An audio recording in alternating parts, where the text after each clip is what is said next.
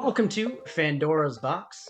This is the podcast where we talk about our favorite fandoms in terms of our thoughts, theories, and opinions. We also like to do a little bit of production analysis as well as story dissection. My name is Tyler Gardner, and I'm joined, as always, by my friend and co-host, Christian Almonte. Let's do this. And today, we're going to be diving back into lightsabers, but this time around, we're not going to be talking about the lightsabers themselves. We're going to be talking about the application of them in combat. I don't know if you had anything to say. No, I was gonna say something about like lightsaber fights, and I'm like, well, yeah, duh, he just said that. So Exactly what it says like on we're screen. talking about lightsaber fights that you see in movies, and then like lightsaber combat is fucking umbrella term at that point. Well, Christian, I guess could you kind of sum up a little bit of what you might know about lightsaber combat? I know in our lightsaber episode we discussed the forms, but not superbly in depth. I wanted to save this to that because there's a lot more that goes into it than just the forms that we know of. Yeah, I do know that there's a big kind of a large separation, I guess, between what you consider like just the foundational understanding of lightsabers in Star Wars, whereas like a casual fan would be like, man, they got laser swords and they're flinging them around with each other. There's a lot that goes into lightsaber combat, and I know that like lightsaber versus lightsaber are usually the more popular parts of any Star Wars show Well, or of course, movie. I mean, yeah, that's just exciting as what we fuck. pay to see. And I do know like there's a lot that went into it lore wise. There's also a lot that went into it production wise. You know, we like to do a little production analysis. That's one of the ones that has probably one of the most prolific production analyses, which is like the Obi Annie and the concepts pertaining to what the actors and stunt people made up when they were creating the concept of lightsaber fights. That's a really good point that you raise. One of the things I want to do in this is kind of go into some of the production of what we're seeing on screen in terms of lightsaber fights, in terms of how Christian discussed the lore that goes into that fighting. Some of the newer stuff I wanted to add in, but I decided it would make more sense that now that we'll have this really strong foundation of what we're seeing, we'll transcend that into other episodes where we discuss things like the Ahsoka show. Because I was going to go into what the hell is his fucking name, Balin's score. Yeah, the knight versus the Yeah, Ahsoka herself. I was Eastern. gonna discuss them during this episode, but I kind of put that to the wayside. The only things that we're gonna be seeing and talking about is the core film footage. Sounds like a plan. Well, let's go ahead and jump right in. So this is where it all began. Just kidding. This is a little bit of the schedule, the syllabus of our of our. I told you there'd be memes. I know one of the great parts. In case you guys have not figured it out by our podcast yet, when we randomly laugh as an aside, it's usually because we're looking at some really dumb meme that we added to the PowerPoint. This is our syllabus for the show. What we mean by when we say we're going to discuss lightsaber combat is obviously combat involving lightsabers. The history of lightsaber combat, who developed it, when it was developed, why it was developed, the classic lightsaber forms. We're going to get into some case studies showcasing the forms themselves. And then there are also other forms of lightsaber combat aside from the forms. And then, as we had already discussed, how we see combat on screen. So the people that have been watching our podcast for some time, because we've got a few episodes now, they might have heard you discussing forms before. What will differentiate this in-depth form analysis from the surface level? Well, it's in depth. It's a good question. In our lightsaber episode, it was kind of a gloss over of the different lightsaber forms, kind of their basic physical description, as well as I brought in some different practitioners of those forms, interviewed them on set. No, we didn't do that. In We this got one, Kiali Mundi right here with his big ass forehead. what about the droid attack on the Wookiees? Actually, come to think of it, that would be crazy because usually he's not even there for the fucking movie. It's supposed to be hologram. That's why we So the hologrammed him in. significance of it We being in there hologrammed him in in. person would be you get me here when the whole Jedi Council couldn't. Broadcasting live from Coruscant, the High Council chambers. Sorry, So glad you could take time out of your busy war schedule that's just a great visual. to talk with us two idiots about lightsaber. This one, we're going to be diving much deeper into how these forms were developed, why they were developed, which is very key to understanding them as separated individual fighting forms. I think it's a question on everyone's mind is, okay, well, maybe you just fight with a lightsaber one way, but there are a lot of different ways you can actually utilize a lightsaber. And there's actually a lot of reasons why forms were created to be specifically applied to a lightsaber as opposed to, we'll say, a sword or a staff or any other martial physical weapon. We're going to be looking at the bigger thing is the showcases of those forms on screen, which is definitely not something we did last time. So we'll actually be able to see these forms in action, and Christian, will actually be able to have a better understanding of what he's seeing on screen and be able to apply that moving forward. Indeed. If that answered your question. Yes, sir. Okay. So this is kind of where it all began. We're going to go into prehistory. We're going to what? I mean, what? He photoshops up an immense amount of memes and then has the audacity to ask. So right now we're going to place ourselves 8,000 BBY. Christian, I'm not going to ask you what was going on in the galaxy 8,000 BBY. That's a bit of an order. Instead, Christian, do you know where the lightsaber was 8,000 BBY? Where's the Wasn't lightsaber? that the point in time where they were using like backpack powered like batteries? Exactly right. So 8,000 BBY, for those of us who have listened to our lightsaber podcast, if you haven't, stop listening, go listen to that one. The lightsabers existed at this point. They existed at 8,000 BBY. As Christian mentioned, they were very cumbersome. They're not like the lightsabers we see on screen. They utilized, in a lot of cases, large power sources. So yes, they could be multiple, could be mounted on your belt. Sometimes one big one could be on your back, like basically strapping a car battery to your backpack. In a lot of ways, actually, they've kind of come up with an approximation of that in real life when you see the Yeah, how they created the real life lightsabers. super That's what they hot had to do. lasers. Yeah, Yeah, there's a I can't remember what their YouTube channel is called, but I think I know what you're talking about. The ones who made the corded lightsaber. yeah, with like an immense amount of power. They utilized pretty much a car battery Yeah. to keep it powered. Historically, the Jedi and Sith at this time had to use lightsabers in the same way. But because they could not advance the lightsaber past the massive power sources, and the fact that the earlier lightsaber technology was volatile in terms of it could quite literally explode in your hands, they didn't use them. They stuck with metal swords, force strengthened staves, sabers, different other types of martial technology. And they didn't really worry. They left the lightsaber on the shelf. Between 8,000 7,000 BBY, lightsaber technology advanced enough to the point where they could actually utilize the lightsaber. They advanced the lightsaber to still requiring power packs. At this point, they were smaller, they were more belt mounted, they weren't as big, and they had gotten over the volatility issue. So lightsabers were no longer exploding in your hands. So they could actually be used in combat. What the ancient Jedi Masters attempted to do at the beginning was when they first started using the lightsabers in combat, they basically just tried to use their like sword training and their sword skills and just apply it to the lightsaber. Well, they realized that that didn't work because lightsabers aren't swords. There are a lot of things, as Christian had already mentioned a couple of things, there's a lot of things that differentiate a lightsaber from pretty much any other weapon. One of the big ones is all the weights in the hilt. The beam, the blade itself is just energy, so there's no weight to it. Also, it creates this weird gyroscopic effect, which Christian and I kind of semi demonstrated during our lightsaber one. We used a gyroscopic weight piece of equipment to kind of simulate what it felt to swing a lightsaber, because when you swing an actual lightsaber, there's a constant resistance to the change of direction in the lightsaber. So that's why, as Christian mentioned, it was tough for non-force users to utilize. Wasn't impossible. There are examples of non-force wielding people being able to utilize the lightsaber. Pre-Vizsla, who used the dark saber in its introduction. General Grievous was not force sensitive. He could use lightsabers.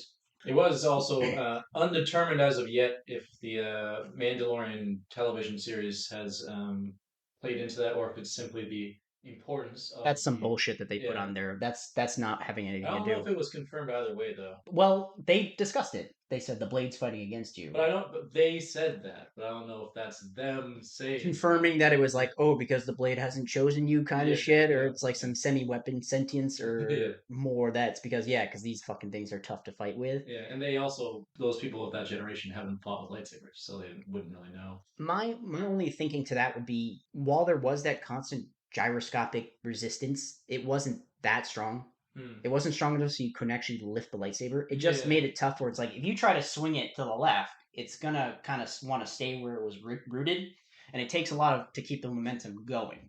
We're also giving a lot of credit to the Hollywood sword choreographers for knowing all of the non-canon logistics of lightsaber usage. So. Well, it was easy when they realized, like, okay, these lightsabers are different. They could put that in, and then they're like, okay, we'll just have pretty much force wielders use it, because a force wielder becomes very attuned very quickly to the minute changes and the subtle changes in like the direction and the resistance of the lightsaber when using it, so it didn't really become a problem for them. They could overcome it very quickly, whereas you and I, we could overcome it, but it would take time to just train and get used to the fact that we constantly have to correct, Yeah. and we'll have to be constantly conscious of it during a fight. Versus Jedi, they don't have to be conscious of a lot of things during fights. Right.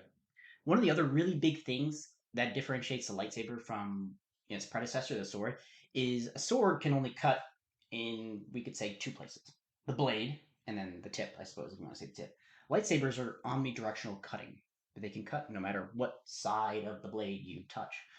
That needed to be taken into account because when these ancient Jedi masters were utilizing sword practice and sword tactics with a lightsaber, they were very, very static. It didn't work because there are a lot of things that there are a lot of ways you could wield a sword without technically hurting yourself. But if you wield a lightsaber in that same way, you could fuck your shit up Yeah. because it's going to cut you from behind, from the side. So A lot of limbs were lost in the prototype. a lot of a lot of limbs were lost in the making of this PowerPoint, and I lost my mouse. There it is. So I think the question on a lot of people's mind when we talk about forms is, oh shit, I forgot about the sound. Oh fuck. Damn it, I forgot about the sound. Tyler played a 1 second video clip as a humorous remark, Oh, and it is a man who has said not one word because the speakers do my not whole come to. PowerPoint was based on this fucking video.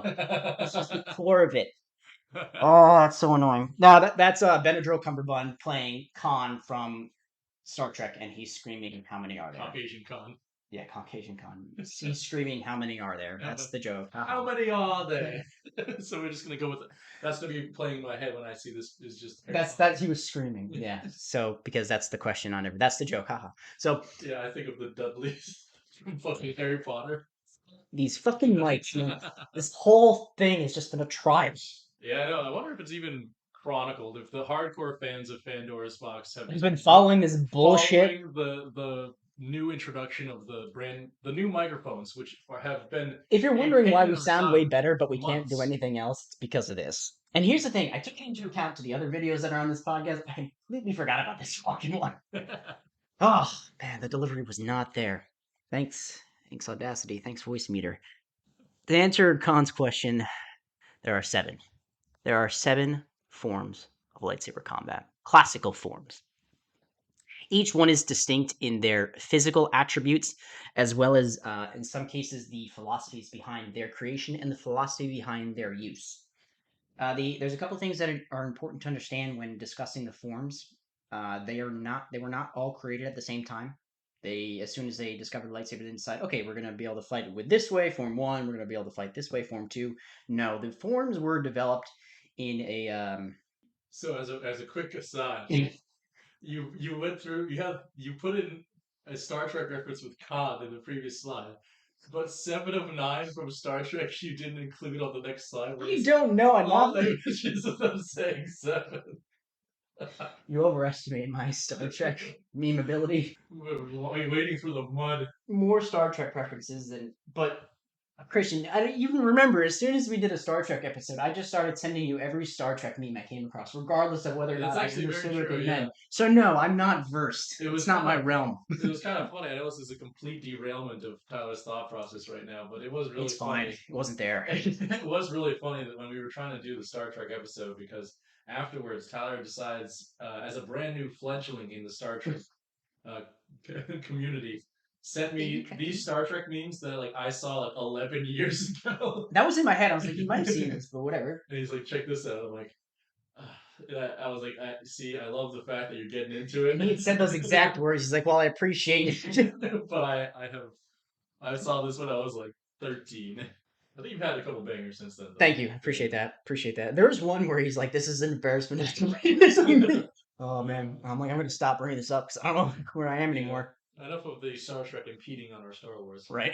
First, Yes, first day back after the holidays. seven. Yes, in like a month. We haven't done this in over a month. Seven classical forms of lightsaber fighting. They are distinct in their physical attributes. They are distinct in the philosophies behind the creation and the philosophy behind their usage. They are, as I said, they were not created all at once. Their numerics speak to the order they were created. So two follows one, three follows two, so on and so forth. And correct me if I'm wrong, but it's similar to how in our Naruto podcast there were an extraordinarily slim amount of individuals that mastered all the chakras. Is it same? Is it? Can I say the same thing about how there's very few Jedi on the planet that have ever mastered all of the forms? Really, really good comparison. And yes, exactly so. It's going to be discussed later on, but what you will find throughout reading, throughout study, throughout viewing of Star Wars is that people with lightsabers, they'll do a few things. They'll either specialize exclusively in one form, they will dabble between a lot of different forms, or they will utilize specific aspects of different forms depending on the situation. Not quite dabbling where they don't know what they're going to do next, but they're going to be like, well, I'm going to use this form because I'm in this situation. I'm going to use this form because I'm now in this situation. As a whole, you will find the success, plot aside, you will find the success of the battle dependent on the skill of the individual, as well as sometimes environmental causes. Again, if the user was taking those factors into account during the lightsaber fight, regardless of form usage. Let's see. La, la, la, la, la. Like more forms were developed for the most part for two reasons. One, to compensate for the advantages or disadvantages of its preceding form, and in some cases to adapt to the changes of the galaxy, because we're going to be going through about 2,000 years of history during this, not actually, but 2,000 years of history in terms of changes to Year 1990, well, we're in 1998. 1999 BBY. Here's what's 1996. going on. 1998 BBY.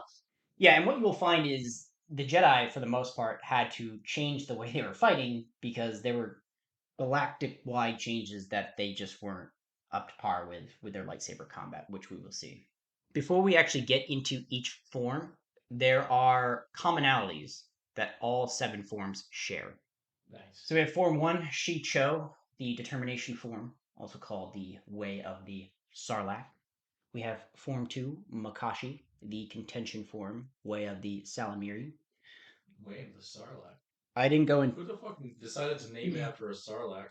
The animal namings were due to they coincide with where you see like determination form.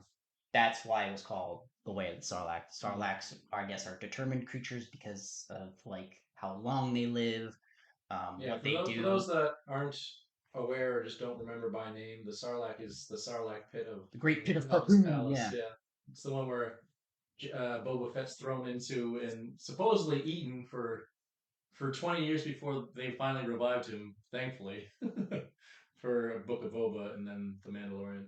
Yeah, it was a minute he was in Actually, there. wait, no, it wasn't 20 years. No, it Jesus, wasn't that that long. was a long Well, time. they can. So Sarlaccs, when they kill somebody, they will keep the victim alive for however long they can keep them alive No, I'm for. just talking about like He wasn't alive for 20 years. cinematically speaking. Yeah, he wasn't alive for 20 years in that pit, but he was in there for a minute. Well, I'm like referring to like from the point of that movie Oh, where the oh, fan base, literally. yeah, where the fan base thought he was dead. That was 40 years. Yeah. Yeah, Jesus Well, no, Christ. that's not true because in expanded universe he was already out of the Sarlacc around the same time. So it was canonical that he had survived the Sarlacc before the Mandalore or before Book of Oh, Boba so Fett. this was not a new concept. No, we had discussed that in the Mandalorian show, I think, or we discussed that at some point. It was probably during the Mandalorian podcast where we discussed him showing up. There were a lot of similarities between his and Cobb Vance's storyline that they didn't retcon necessarily. They just basically just took it and put it in. Was Darth Maul being revived new, or was that also That was all new for Disney. okay? That didn't exist in Legends or expanded universe content. He was dead after Episode 1 for the last 20 something years Okay, until so Clone Wars. essentially Boba's revival was preordained Yeah, versus there's a Darth Maul's huge, there's a massive amount of literature about Boba Fett's exploits after escaping the Sarlacc pre Disney takeover. Hmm. A ton.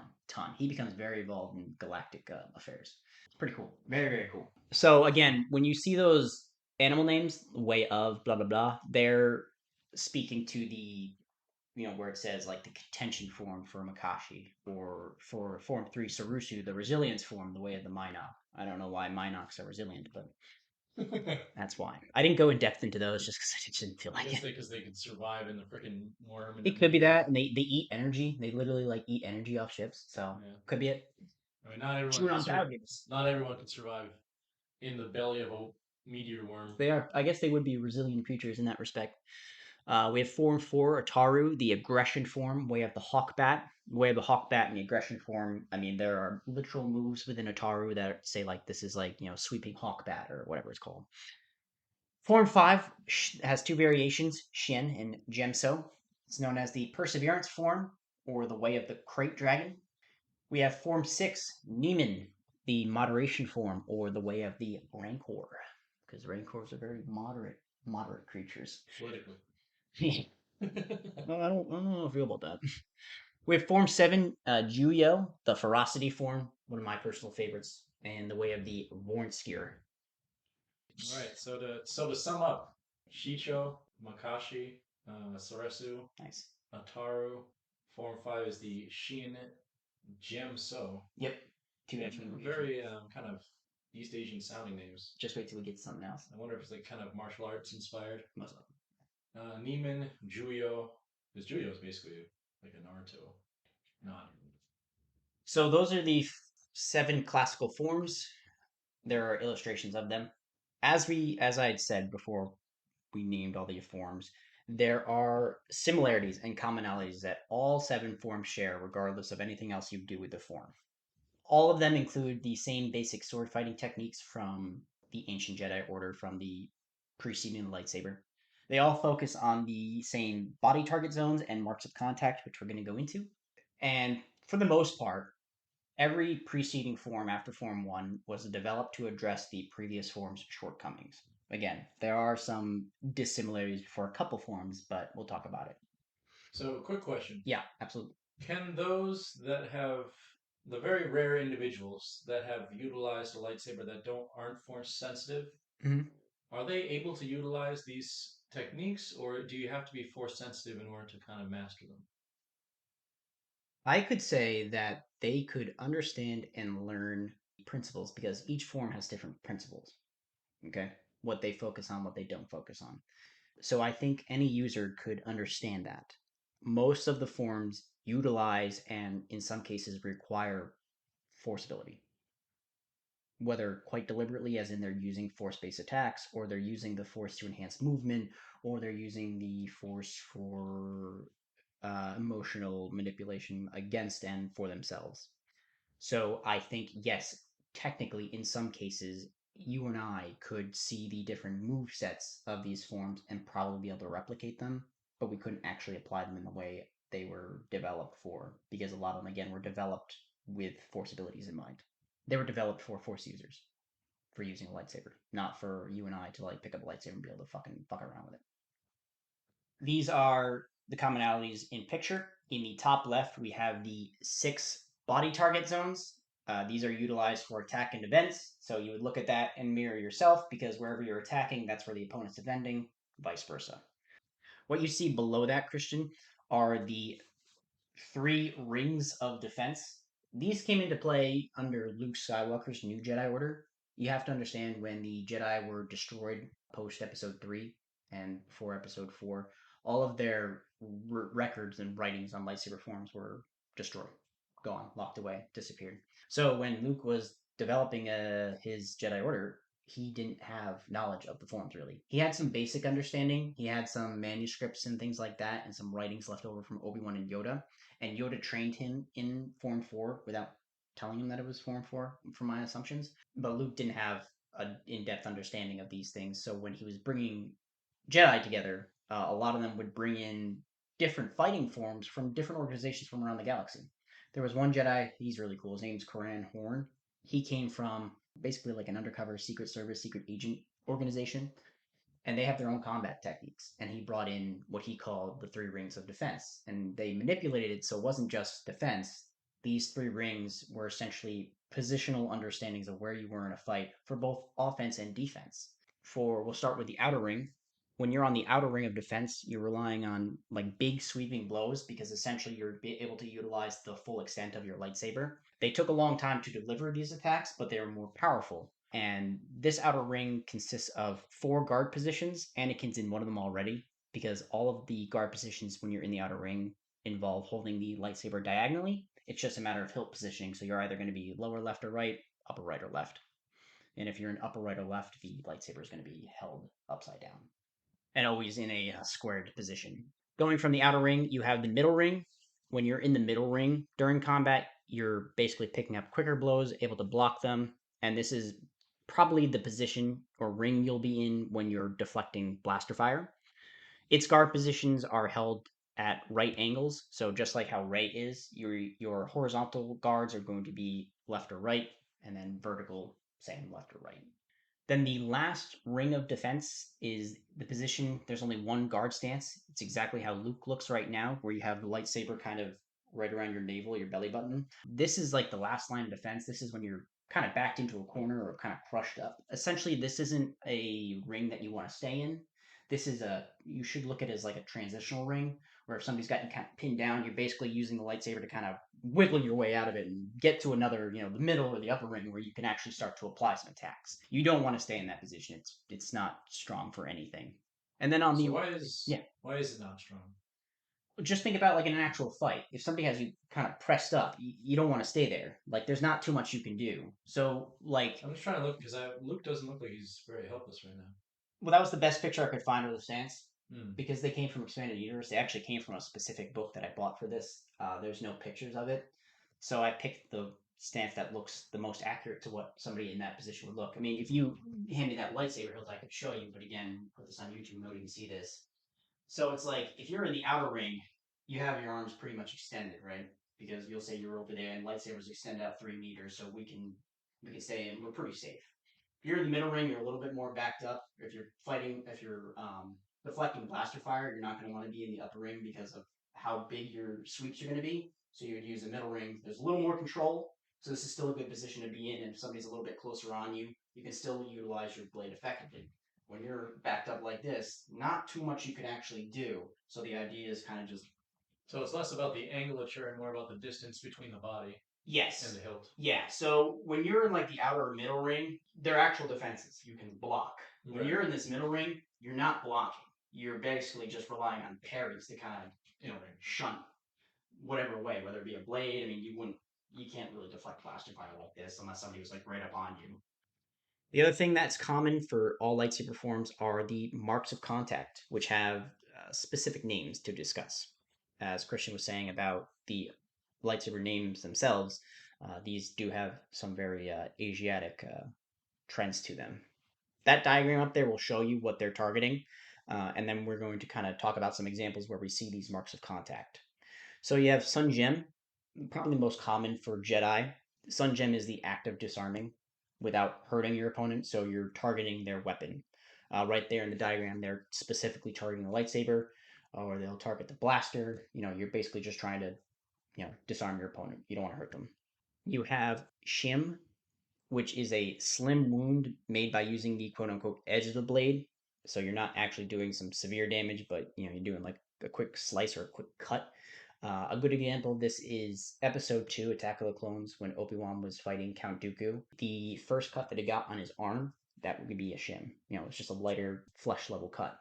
Cho Ma is the amputation of the opponent's weapon hand specifically.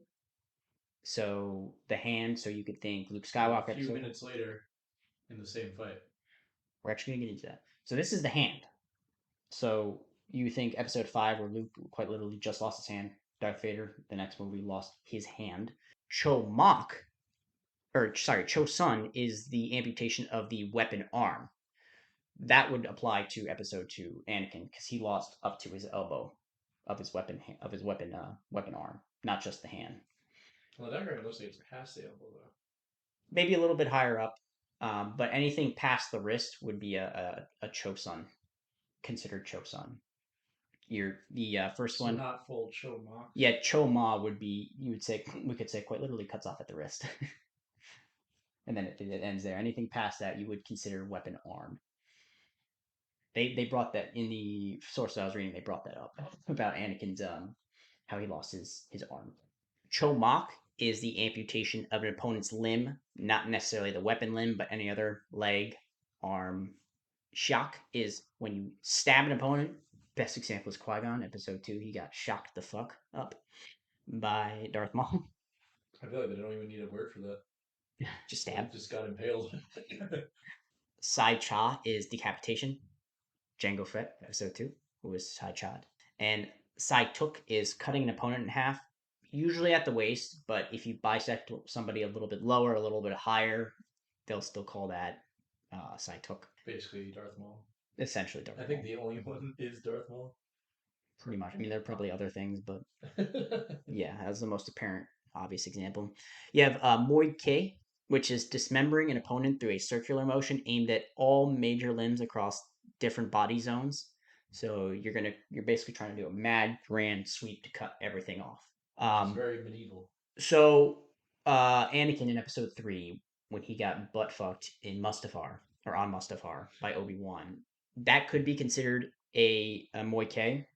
It could also be considered multiple choke mocks because he lost multiple limbs, and we weren't sure if Obi Wan was necessarily aiming for all the limbs or if he was trying to kill him and ended up only hitting what he could reach, sort of thing. So you can look at it either way.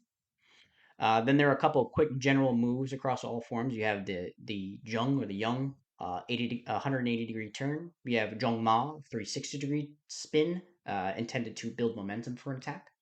You have the Shun, which is a 360-degree spin with the lightsaber held one-handed. I guess it's different than a Jungma. It's crazy how in depth they have every like fart that you can do is essentially You has a technical term. you need to understand how much I left out of It's this thing. disturbing. And then they have the Sai, which is leaping over an attack on the legs.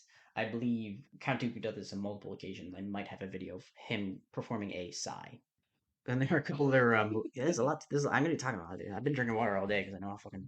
Performing a sigh. It's I was like, damn it, you didn't get the fucking joke. Sorry, when I'm in it, I'm not. We rely on our chemistry on this podcast. It's been a month, Christian. It's been a month. Oh god. Oh, it's been a minute, dude. There's another thing before we jump into detailed talk of the form. There is one other thing that they all have in common: stances. There are four stances, pretty much only utilized by the Jedi. Sith don't really have stances short of the specific stance, whatever, form they're going to use. From left to right, we have Jedi Ready. This is the most common stance among the Jedi. It's exactly how Obi-Wan is showing it. You have your dominant foot held back, so you're in a bladed stance with just your feet. The rest of your body is square, with your blade held on your dominant side. So depending on what side you use the lightsaber, how he's showing it, that's how it would be for the user. Almost. Didn't really help them on against the Emperor. Who's that? The Jedi's that were sent to us kill the Emperor. What the hell are you talking about? Oh, Jedi, right? What are you talking about? The third episode, man. They all try and kill the Emperor Palpatine. Oh yeah. Oh yeah. Yeah. And it didn't help a single one of them. What's that? The stance? The stance, yeah. They all didn't have that stance. Like one of them had was just like just casually holding his lightsaber. One or two of them was not Jedi ready. Jedi unprepared. Jedi unready. Jedi not ready. It was so funny. I was reading into the style of the first guy that was killed, Asian Kohler. He was considered like one of the best lightsaber duelists of the time. He was comparable to Mace Windu. He was comparable to Dooku. He was on par with Kyade and he was second to Yoda in the form that Yoda uses. And he was like the first to just like go down. And I was like, he was not ready for that at all. He's like, I thought we were just trying to arrest an old guy. It was speculated that Bro came back from lunch. When they you have to talk to a coworker real quick. When they were organizing the Jedi who were going to go and arrest him, they were discussing. It was like, well, Asian Kohler and Mace were just like, I think just you and I could do it. I think you and I could just be good. Yeah. I think it was Anakin or somebody else who was like, you need at least like 7 fucking people to do this. It's like, now we got this. We have the defensive neutral stance, which is very, very similar to Jedi Ready. The only difference is instead of your feet being bladed, your feet are even with your shoulders and squared. You then have offensive neutral, which is pretty much exactly. So defensive neutral, you're basically just standing. Offensive neutral is the feet are evenly spaced. The difference is where the blade is pointed. You want to minimize the blade area for what your opponent can see. Then the last one is pretty much specifically for Jedi. It's center of being. It's a stance as well as a meditation. So some Jedi will use this not necessarily in the middle of combat, but they will use this stance just to kind of meditate. And in the middle of combat, they will use that to kind of recenter themselves, pretty much get their bearings back together. Now, what say you we actually jump into these forms? So we get the first form, Shi Cho, the determination form, the way of the Sarlacc. This form was developed right as swords were being retired and lightsabers had already become the tool of the trade. But again, as we discussed, they realized that fucking sword fighting techniques did not work with a lightsaber. This was the very first thing they brought forward. Like, okay, we can use a lightsaber like this. Here comes Shicho. So it was developed around 7,000 BBY. Again, no specific confirmation of the dates of any of these. This was before there was really any like Dark Jedi Sith activity going on since like the first Great Schism, 20,000 years ago. When galactic events changed and combatants realized that this fighting form wasn't really good for fighting, it wasn't shoved away, it wasn't discarded. They utilized it as a training form. So any Jedi initiate, before they actually specify on a form or learn any other forms, they actually do learn Form 1. It has the initial blaster deflection techniques. It teaches you body targeting zones. It teaches you all sorts of different things about how to utilize a lightsaber before you actually even go too in depth into the form itself. Everybody learns the basics from this form. It is pretty ironic that they call it random and unpredictable when I think the Sarlacc is the most predictable animal in the entirety of Star Wars. It literally sits and eats. Well, again, as I said, those ways, those naming doesn't necessarily come to the specific move set. You could consider it more the intention The and the mentality. mentality. Yeah, exactly right. The mentality of it. So it's a determination form. So one of the things that yes, exactly you said when you see somebody who, let's say somebody specializes in Form 1, their movements are going to be very raw. They're going to be very random. But when you look at them, you realize yes, they are, but they're also very determined. Like Shicho people fight a specific way, so a lot of it's. I think I wrote this. What am I doing here? So, like as an example, if I were if I were to be a Jedi that is specialized in Form One, Mhm. it wouldn't be uncommon for me to choose and vary all the different targets of my opponent, seemingly in no particular order. Like we had recently gone over all the different targets and decapitations and limb removals. Would it be logical for me not to do the same one twice and to do a bunch of different random, like go after a bunch of really random body parts? So because this was the first form, it was developed by the Jedi. The Jedi don't fight to kill, and they don't necessarily fight to harm either. Believe it or not, one of the specifications or one of the kind of built into it philosophies of Form One was you're looking to disarm your opponent without hurting them. They actually have a move called the disarming slash within Shicho specifically. The determination kind of comes from just like how when you look at the move sets and how the person's moving, not necessarily I should say how they're moving specifically, but just like how they're moving. It's very very deliberate, kind of like straightforward. They kind of stay on the offensive. There's not a lot of defense for it. So So that like unpredictable within a very confined like square of influence there. it looks unpredictable to the untrained eye, but when you're using it, you know what you're doing. Right. It just looks very unpredictable because you could look at it as like, okay, well, they're slashing in the bottom left, and now they're on the upper right, and now they're on the lower left, and now they're coming down the middle. It looks unpredictable, it feels unpredictable, but you as a user know what you're doing. But its movesets are unpredictable when it's being wielded against you. You don't know where they're going to come from. And again, it was an experimental form, so they didn't do a ton of like we should say research into it because they didn't have a lot of. At the time it was developed, there was not really any fighting going on between Dark Jedi and Sith were not a thing at this time period, so they couldn't really use it against anybody but themselves, who were other Shicho users. But when they found out when they're fighting other combatants who do other things, okay, we got to change things up a little bit. One of the other big things with this form was it fosters a very emotionally heated mindset. So even though it was developed for disarming an opponent, keeping with Jedi non-aggression, you ended up being very aggressive, and you could, it could kind of put you on that line of like getting Very over like the dark side. adrenaline You adhering get to very, it. very heated, get very, very focused, and again, you can kind of cross over into the dark side. That was specifically talked about in the novel The Cestus Deception.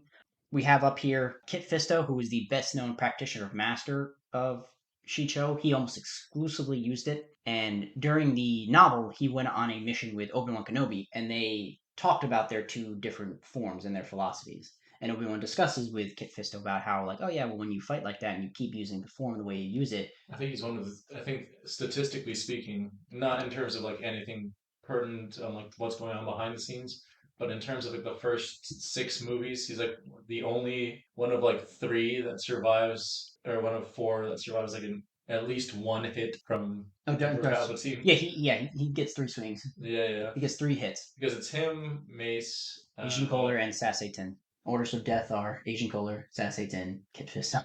No, I meant like who survived Emperor Palpatine. Nobody did. No, no, but like for more than Yeah. two strikes. It was him, Mace Windu, Luke Skywalker, and then Oh, Yoda. yeah. Sure, Yeah, true enough. Yeah, he's in that ranking. Yeah, I yeah, suppose you could actually yeah. like, yeah. So like it might not seem that way in the when you watch the I film. have seen his death They scene up there just in the get corner. fucking bulldozed. Yeah, it's him But dying in the corner. but mathematically, Mm-hmm. he's up there. But he was an incredibly good sword fighter, and Yeah. he pretty much exclusively used Form One. It was weaker against single opponents. It was developed to be He was used. never able to save his Padawan though. I bring it up every I'm time. not. I'm not getting into this shit. This fucking that dude should die. I'm glad he's dead. It's gonna get really tiring for the audience when we bring that up every Like single fucking this podcast. guy. Oh, I just had to bring up his apprentice. And they just hit that like 30-second skip Yeah, head exactly. button. Shicho was specialized against fighting multiple opponents, and also it was pretty decent for blaster deflection. Again, the basis for blaster deflection training came from Shicho, but it was weaker against single opponents. One of the best examples of showing its strength was Kit Fisto when he fought General Grievous in the Clone Wars show. And then, yeah, he got butt fucked as well as the other three in against Emperor Palpatine. And there are a number of other examples of him getting bested by single opponents. He lost to Asajj Ventress during the Cestus Deception novel. I believe there were a couple others as well. We then have Form 2, Makashi, the contention form, the way of the Salamiri. This was developed very quickly after the first form when they realized that the first form was not actually good enough to contend with lightsaber to lightsaber combat, and it was also developed because there was a rise in Dark Jedi and Dark Sith, so there was a lot more fighting going on. What? I couldn't hold it back anymore. What's that? Do we have an appointment? Damn important. I couldn't find a gift of it. I was so mad. I couldn't find a gift of it. Oh, he's got Christopher Lee and Willy Wonka. Do you have an appointment? This form was developed specifically for lightsaber to lightsaber combat. Really, truly, nothing else. It was a dueling form.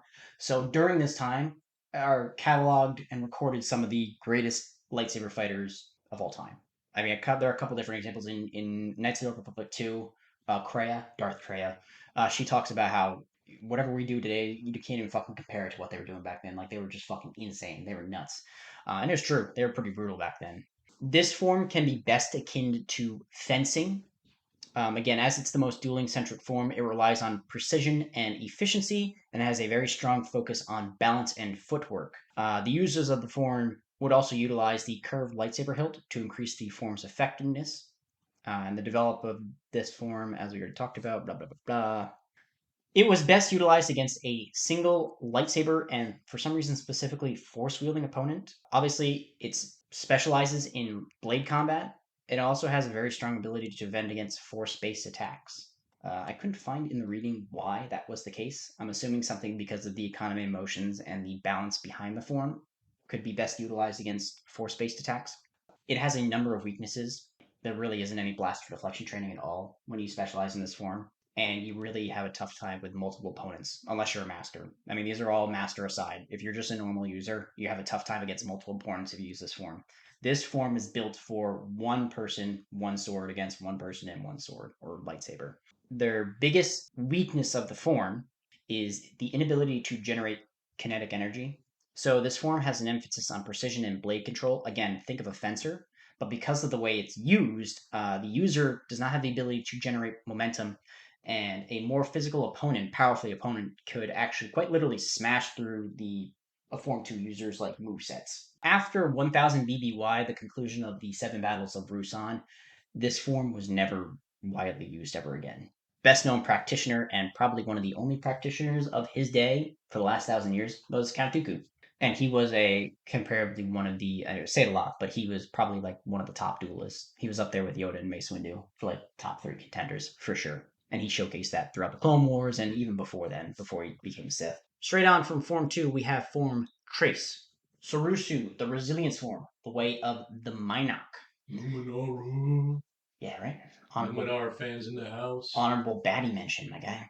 This form was created around 7,000 to 6,000 BBY. There were two reasons why this form was developed. One, to kind of answer the second form Makashi's issue with blaster deflection because there was absolutely zero. And there was some galactic changes going on around this time. Blaster technology had advanced enough to the point where they were now pretty much fucking everywhere. Like all of a sudden, everybody was able to have a blaster. Everybody was able to use a blaster.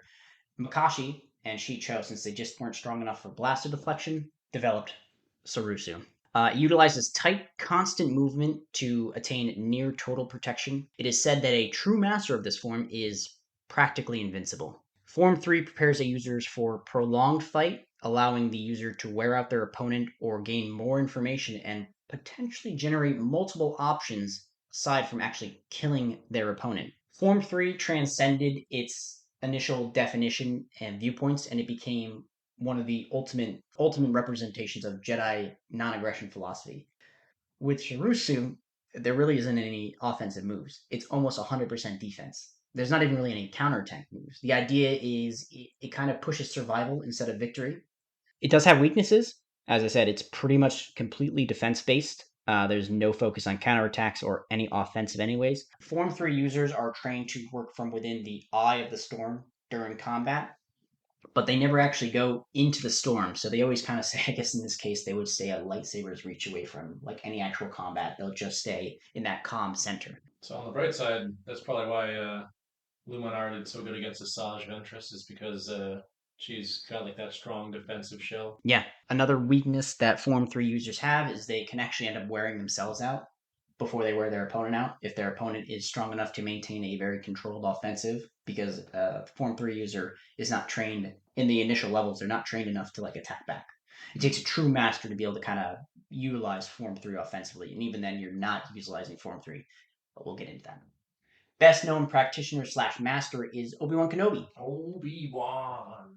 Many different examples which we will showcase for you his usage of Sarusu. That's why Obi-Wan Kenobi survived so many movies and shows. Going from Form 3, we have Form 4, Ataru, the aggression form, the way of the Hawkbat. And we don't know what a Hawkbat is, but that's okay. This form followed Form 3. I'm not sure if it came directly afterwards. What the fuck is that? What? Power shoulder form. Every fucking picture of her is just so sexual. So Yeah. you gotta show her form dick. No, the Twi'leks are highly sexualized in Star Wars. Discussing Ayla Sakura, baddest of the baddies. The Beast. I actually, so this is going back when we were originally conceiving this podcast episode. Tyler had asked me what were some of my favorite practitioners, just to kind of out of curiosity and to pull it up. And one of mine, and I didn't realize this, but I said Ayla Sakura, but then I looked up Ayla Sakura, and I guess You she think was this is only me? dual lightsaber in the Battlefront game. I guess religiously, she really only has one lightsaber, which is kind of disappointing because I always kind of liked that, green and blue combo that she had, and all the, with her ability to use like the force sprints with like kind of a Yeah, yeah, Grievous style yeah. movement was really good. But I guess that's a completely different lightsaber form than what is presented in other media. So you have to be careful with some video game stuff. It's not necessarily canonical. However, it turns out that yes, canonically she did have two lightsabers. She just didn't really use the second one most of the time. I see, I see. So yeah, it's canonical that she was running around spinning, kicking, shit like that because she was an Ataru practitioner, Yeah, as we will learn and discuss right now. because I thought it was so much more graceful. Let's get into Maybe it. that's why she died in the third episode because she didn't use her second lightsaber like a true badass. She died because her fucking back was turned I know. and it was just fucking lit her the fuck up. I know. Got turned to Swiss cheese. By the way, I also didn't realize this is also a non sequitur, but also kind of related. It's the funny fact that I was listing up a bunch because I had a lot that I really like in terms of lightsaber users in Star Wars, and one of the other ones was Shaak Ti, and I didn't realize that she has 4 or 5 deaths in Star Wars. Did you know that? Shaak Ti? Yeah, she dies like so many times. There were like 2 deleted scenes Oh yeah, of yeah. I Star was about to Wars say, where I'm she like, was she only supposed to dies die. in one thing There's canonically. one in the Clone Wars where like Yoda's going back and he visualizes the deaths of a bunch of Yeah, Jedi, yeah, yeah, and she dies in that one. yeah. Then she dies in Force Unleashed. So now we're at 4, and she also dies in the Lego one as well. Okay, so she does like fucking 5 times in Star Wars media. I think the canonical And like the one of the was comments of the fucking YouTube, because there's a YouTube compilation of all the times that she's died, yeah, and yeah, it's like her dying for like 90 straight seconds. yeah. And like one of the freaking comments was just like it was like an account that was just shock T, and she's like, just make it end. I didn't realize that she had such so many issues because like For the record, I think she died in Force Unleashed. I think she died in Force Unleashed too. So That's that where it was the ended. most badass, arguably. I mean, there's a lot of Well, badass movies, but she was also one of the top tiers too. yeah, She was one of the best of the best, and she also had and she had a couple insane abilities that and nobody else had. yeah, it was her ability to communicate with nature, but she also Yes. had a lot of wisdom, which was not portrayed at all in the movie. I think in the shows. Clone Wars a little bit when she was because she was one of the trainers or she was the training overseer on Camino. Like she was the reason that the Omni Squad got its chance and all that shit. Mm. I mean, there weren't a ton of ways to like they couldn't showcase everybody all the Yeah, I time. know. So, but yeah, That she was. window. I mean, I guess it speaks to the position she was given. If she was sent stationed on Camino to oversee, I guess they had a lot of faith in her. Yeah, yeah. So, You kind of had reading between the lines, but right, exactly so, exactly so. So that's what we're here to fill in those spaces. indeed, yeah, yeah. But anyway, Shakti, badass. Hail Sakura, baddie and Ah, badass. yeah, absolutely. So here, Form 4 developed 6,000, 5,000 BBY. It was developed after Form 3. Not sure how much time went into it. I'm not even sure how much Form 3 played into the development of it, because while Form 3 was developed completely defensively, Form 4 is almost completely offensive, but it It wasn't is specified. called the aggression form. Yeah, it's a very physically minded form used primarily for offense. It utilizes wide, fast attacks, and users are expected to call upon the Force to increase their physical capabilities. So when you use this form, you're not using force-based attack like push, pull, choke, or whatever. You're using things like the Force to make yourself jump higher, to make yourself stronger, to make yourself faster. Because this form is very physically based, not only with the attacks, but it also uses a lot of acrobatics, a lot of running, things like that. Out of curiosity, I know she's not included on here, but is Ahsoka Tano a user of Form 4? No. I didn't mention her. I didn't put her in too much, but her form's coming up. She Um, definitely had more Acrobatics and stuff like that. acrobatics than her master did. Well, just because you use acrobatics doesn't mean you're necessarily using Form 4. You can use acrobatics during a fight, but this form specifically used acrobatics. We have videos showcasing specific usage of Ataro and the different things for Ataro that involve the acrobatics. Because it's just interesting to see Qui Gon versus Ahsoka when Qui Gon has less, acrobatics than Ahsoka. We're gonna get into that too. Fair enough. Um, Masters of Ataru are shown as being a blur just because they're kind of all fucking over the place between their really fast, powerful swings, but I mean, the also first time and only time the Force Sprint was ever introduced in Phantom Menace, and no one ever brought it up again for the next yeah, several yeah, movies. yep. But they would use the speed not just running, but the speed to increase the speed of their attacks and shit like that. So when you're fighting an Atara, usually you kind of can't track them because they're all over the place. Not just their blade, but they themselves are just they're like a fucking monkey, like trapezars. They're all over the That's fucking like place. with Lego Star Wars, where freaking the Lego Star Wars Yoda is like fighting Hops, Duke, and he's jumps. just like, "Wait, no, I'm not done showing off yet." And he just does more like flips and shit. Yep. Form is weak for a couple reasons. You can't use it against multiple opponents or prolonged blaster fire because it's very offensive minded, so there's not a ton of defense. The form also pretty much requires there to be an open area to be able to fully utilize it. So Qui Gon, you think he was better suited when he was fighting Darth Maul on Tatooine than he was during his final duel in Naboo, Right. especially near the end. Yeah, in the laser quarters. Yep. And then the form can't be used a lot because you get tired very, very fast. So you're kind of expected when you're using a Taro is to kind of wrap things up within like a minute, like really massive explosion of like, It's like a blitz. yeah, massive explosion of like acrobatics, jumping and attacking, and then back away because you're wiped, kind of a thing. Best known practitioner, Master Yoda. He was considered like the master of Atara. I mean, he knew all seven forms, but he was like top tier. And we have a video showing just how good he is with Taro. Perfect video of it. Coming out of Form 4, we have Form 5. Form 5 has two variants. You have the Shen variation and the Gemso variation. Both were pretty much developed at the same time, and they were developed alongside Form 4 Taru. However, Form 5 was developed out of Form 3. It came from Form 3 users, the defensive ones, Sarusu, who felt that it was too defensive, and there was not enough offensive. So they developed Form 5 by utilizing Forms 3 defenses and Forms 2's offensive nature. They combined them both. The two variations differ in like what they're kind of fighting against. So Shen is for blaster fire specifically. Gemso has much more of a focus on lightsaber combat specifically. Lightsaber versus lightsaber, I should say. Because it was developed alongside with Taro, these two forms, what was going on in the Republic was there's just a lot more fighting. Not just with the Dark Jedi and Sith, because they were now a known force in the universe or in the galaxy, but also you had blasters, and there's a lot more upheaval. There was a lot of shit going on. I'm sure we talked about it in our episode, but we discussed galactic history. So Became more practical. Jedi were called upon to, we shall say, actively keep the peace. So they needed more offensive, I guess you could say, aggressive forms of fighting because what they had, the first three, just weren't up to snuff. Going into these specific variations, we're going to start with Shin. Focus against not only guarding against blaster fire, but reflecting it back at the opponent. Or with a lightsaber, it would be defending against a strike to immediately counterattack. When you're a Shen user, not a lot of times, but sometimes they You were the get the one. best deals. What's that? Oh, Jesus. It's spelled the same as Sheen. Yeah, I know.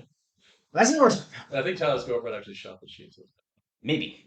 I don't know. Shen users would utilize the reverse grip, not all the time, but sometimes. So, as you had mentioned, Sokatano, she's a Shen practitioner utilizing the reverse grip. The reverse grip itself was popular for a couple reasons. I guess it improved blaster fire deflection. It was also very good to allow really wide sweeping attacks against a lot of people, but it was kind of controversial against like Jedi Masters. So when you say sometimes use the reverse grip, does that mean that the reverse grip is used in other forms, or is this the only form that you'll see a reverse grip?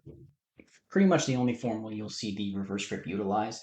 So does that mean So because just because you're a Shin user doesn't mean you're using the reverse grip. yeah, maybe you can answer this for me then, because when it comes to Asajj Ventress, I know that she was trained by Dooku, who has the curved lightsaber, but I think she has a reverse grip at certain points. It's possible. I mean, just because you use Shin, or just because you use a different form, doesn't mean you can't use a reverse grip. Mm, It seemed like Shin was more tailor made to be able to utilize the reverse grip more fully. mm. Just like But how, she had a curved lightsaber and reverse grip. well, the curved lightsaber was not. You have to understand, the curved lightsaber was not developed for Form 2 users. It was just developed. And it had a lot of really good applications. One of it being it gave you better blade control, which is exactly where Form 2 Makashi, thrived and survived, was blade control. Like I think fencing gave you more contact But with who blade. else other than Asajj Ventress and Dooku uses curved blades? Darth Bane. Hilts, rather. Darth Bane, he used one because one of the other thing it did was It was more. one of the other things the curved grip did, short of blade control, which is actually contrary to Form Two's like balance and stuff, was it actually allowed you to generate more force with your blade, and it was angled differently too. So people fighting against a curved lightsaber, they weren't really sure where that blade was going to pop up because it wasn't straight. When you held it straight, it was actually angled. Yeah. So the attacks would come at It was different like angles. impossible to telegraph. So not only could it improve your blade control, it could also generate more force during your attacks. Because Darth Bane was a big fucking dude, but he used a curved lightsaber and he didn't use Form 2. He like smashed and thrashed using the curved lightsaber to its advantage. So going back to your initial thing, it was more likely if you're using a reverse grip that practitioner is most likely using Shin. Hmm. Ahsoka Tano being the best example of the reverse grip. I don't really know of too many others that use the reverse grip pretty consistently. Other than the Sith. Yeah, true. Even some Sith, yep. It's suitable against multiple opponents, but weaker against a single opponent. That was showcased an innumerable amount of times. Going into the second variation, Gem So. Gem So focused almost exclusively on lightsaber dueling. It utilized a proper defensive foundation to counterattack the opponent. The idea was once you counterattacked and you're on the offensive, you stay on the offensive. And the idea was to pretty much dominate the opponent. So it went from like being cool and collected to like go fuck yourself kind of a thing. They would use a lot of strength based attacks. They would use their physical power to actually like just basically destroy the defenses against them, if anything. Was Luke doing that at the end when he was fighting Darth Vader in the final battle, or was that just kind of emotional? Well, he didn't know the forms at this point. Fair enough. So I think I yeah, he mean, was like, pretty much he was was just it fucking wailing. would that be in a category of that, or it just It could so be. it is it so disparate from any kind of foundational form? It's like saying like, oh, is this move Wing Chun or is it Muay Thai? It's like, well, a punch is a punch. I That's mean, fair, it yeah. could be anything. I don't necessarily know if he was utilized. I mean, we know he wasn't because at that point, It matches. It's canonically, just clearly not intentional. Yeah. yeah.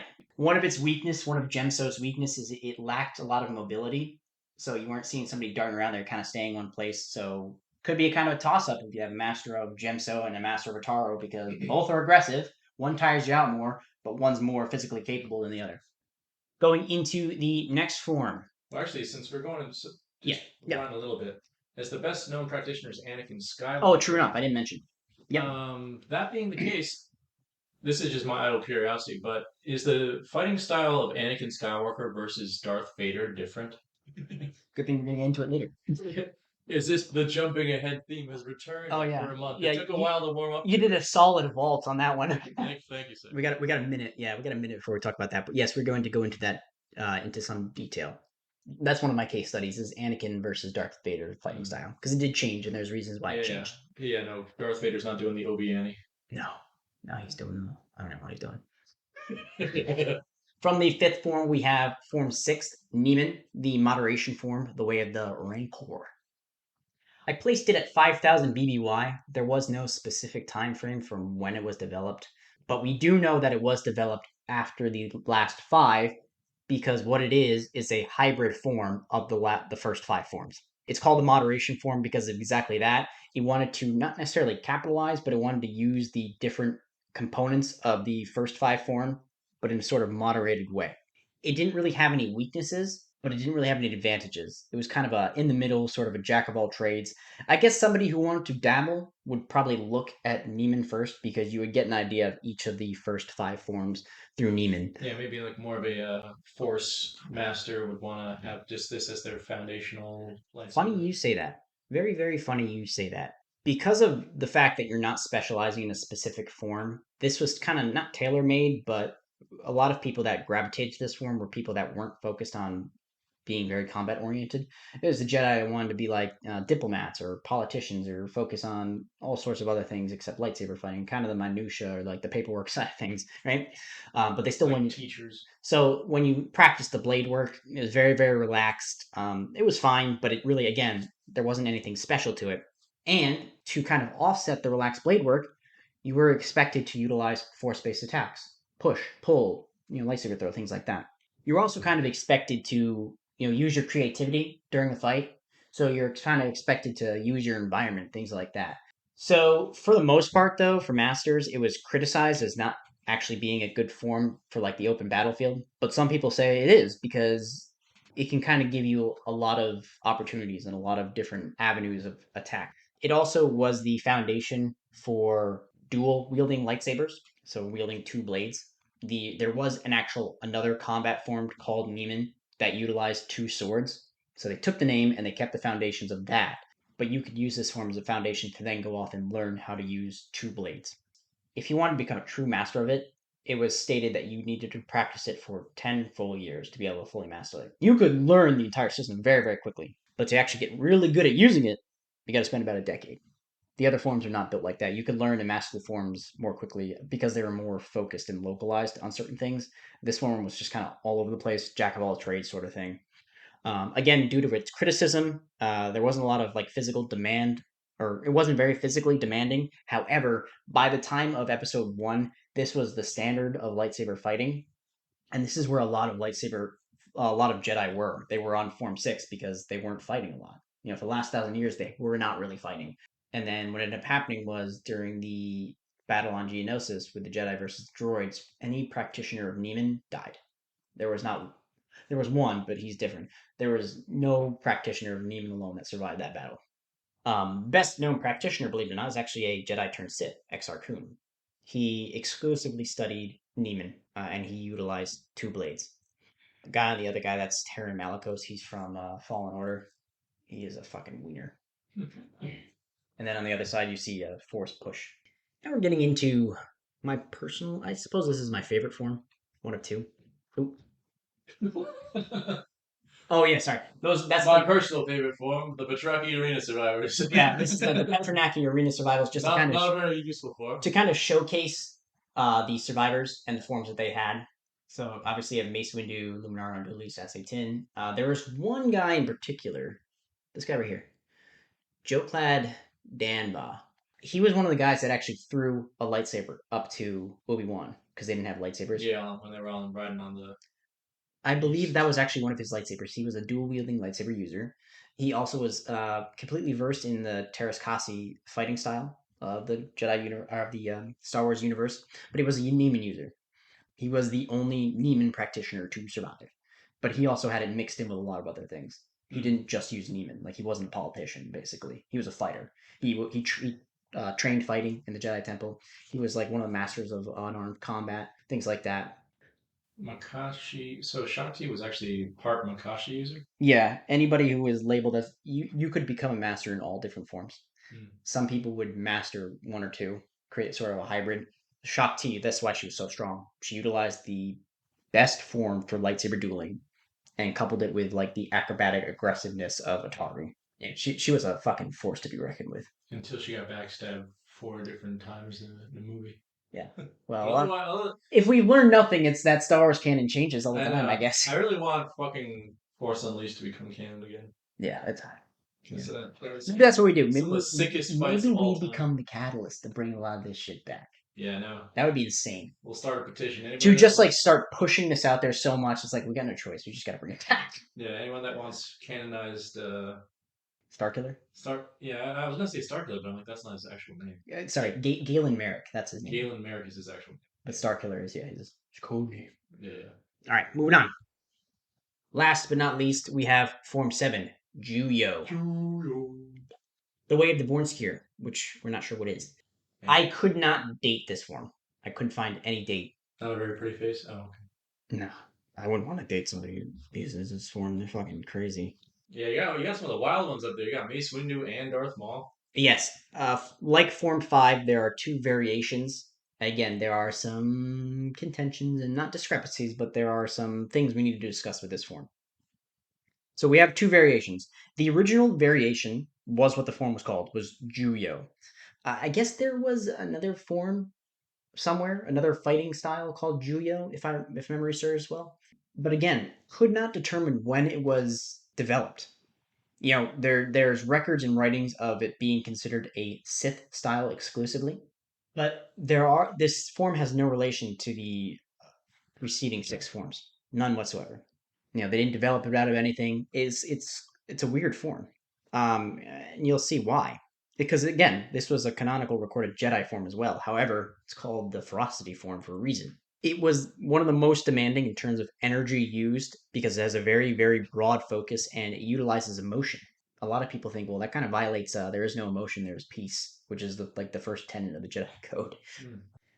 A Form 7 practitioner was said to maintain a calm exterior while experience significant internal pressure while using the form. So there's a lot of things that goes into it short of the physical movements of the form. When you're studying it, it was described as being paradoxical and unpredictable. There were a lot of concepts that made it very almost too difficult. So a lot of people saw it and just didn't want to learn just because they couldn't understand it. They didn't know what the hell was going on. It was also considered the most vicious form of lightsaber combat. Some people consider it a Sith style, not just the Sith themselves who do write that, yeah, this is a Sith style, but some Jedi who consider it like this is a Sith style, even though it's still recorded in their temple. And this is because there's a lot of fury that is required to use this form. Not just it was inherent, like it was built into it. It was designed for one-on-one fights, and it was quite literally meant to fucking obliterate somebody, just straight up eviscerate them. Like they're gone, they're done. The pod, which is the second variation, kind of, because in some cases it's considered a variation of the Juyo form. In other cases, it's considered the completion of Juyo. Juyo was considered incomplete because there were so few masters that attained the necessary level of skill to actually fully develop the form. Nobody got to that point. As we've read, we just talked about, people didn't even want to learn it because they couldn't understand it. So few people reached the point where they could actually really, learn it. So take it as you will. The pod is either a second variant alongside Juyo, or it is the completion of Juyo. Mace Windu states it as a different variant because the pod was not just a fighting style.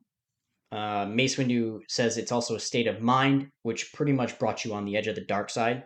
It requires the user to enjoy the fight, to kind of relish in the satisfaction of victory, of winning the fight. Definitely not something Jedi like. But what went on when you were using the pod specifically? You would accept the fury, the anger, the energy of the opponent, and you would turn yourself as a Vapod user into a superconducting loop. So you would take the dark angry energy that was coming in from your opponent and you would transfer it back to them, which means you kind of think like Zuko with the lightning, how you have to take the lightning in to redirect it. That's kind of what this was doing, but you were doing it the whole time during the fight. So when you're using Vapod, you are required to maintain a constant and large stream of force use to empower your blows, to enhance your thinking, whatever you want. Not necessarily like force powers, like force push and all that, but like you're enhancing yourself with force power and you're putting that force power back towards the opponent, not just in physical form, but like during that like emotional loop that's going on. The form requires an explosion of force power that is barely contained by the user. I guess it's intended to be that way. You want to be on the point of being out of control. I akined it to you open the eighth inner gate, but you're able to shut it off without dying.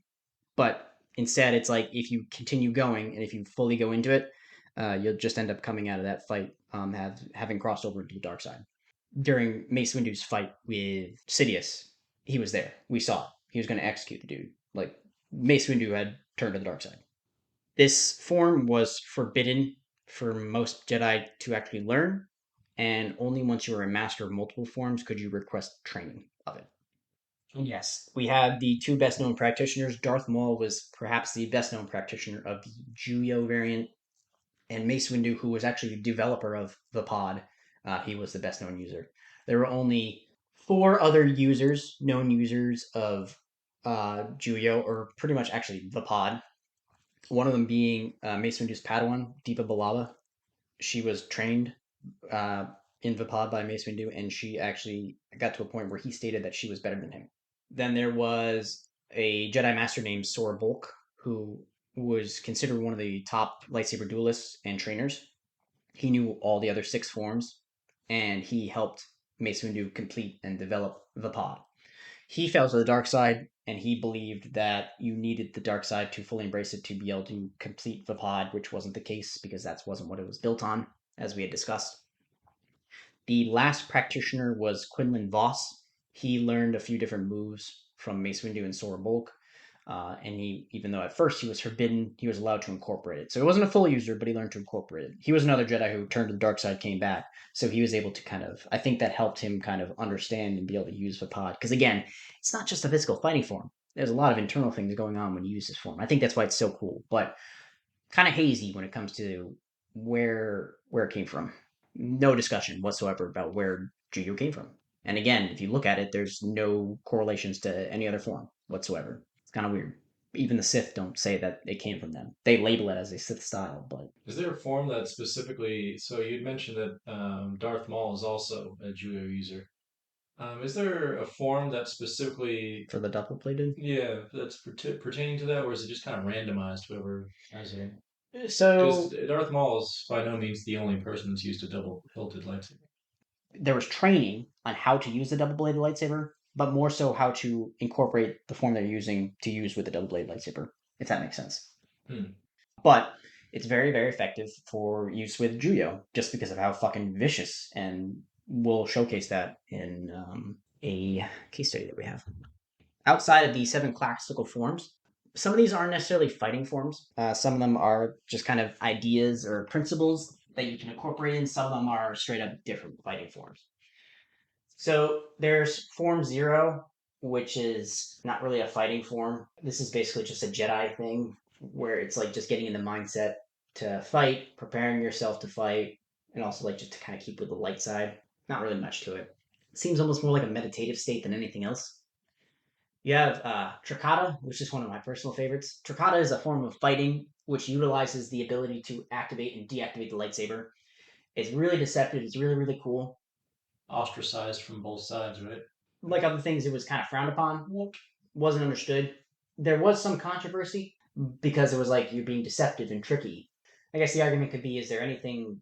morally wrong with being a little bit deceptive. I mean, right there we have pictures of Jedi using it.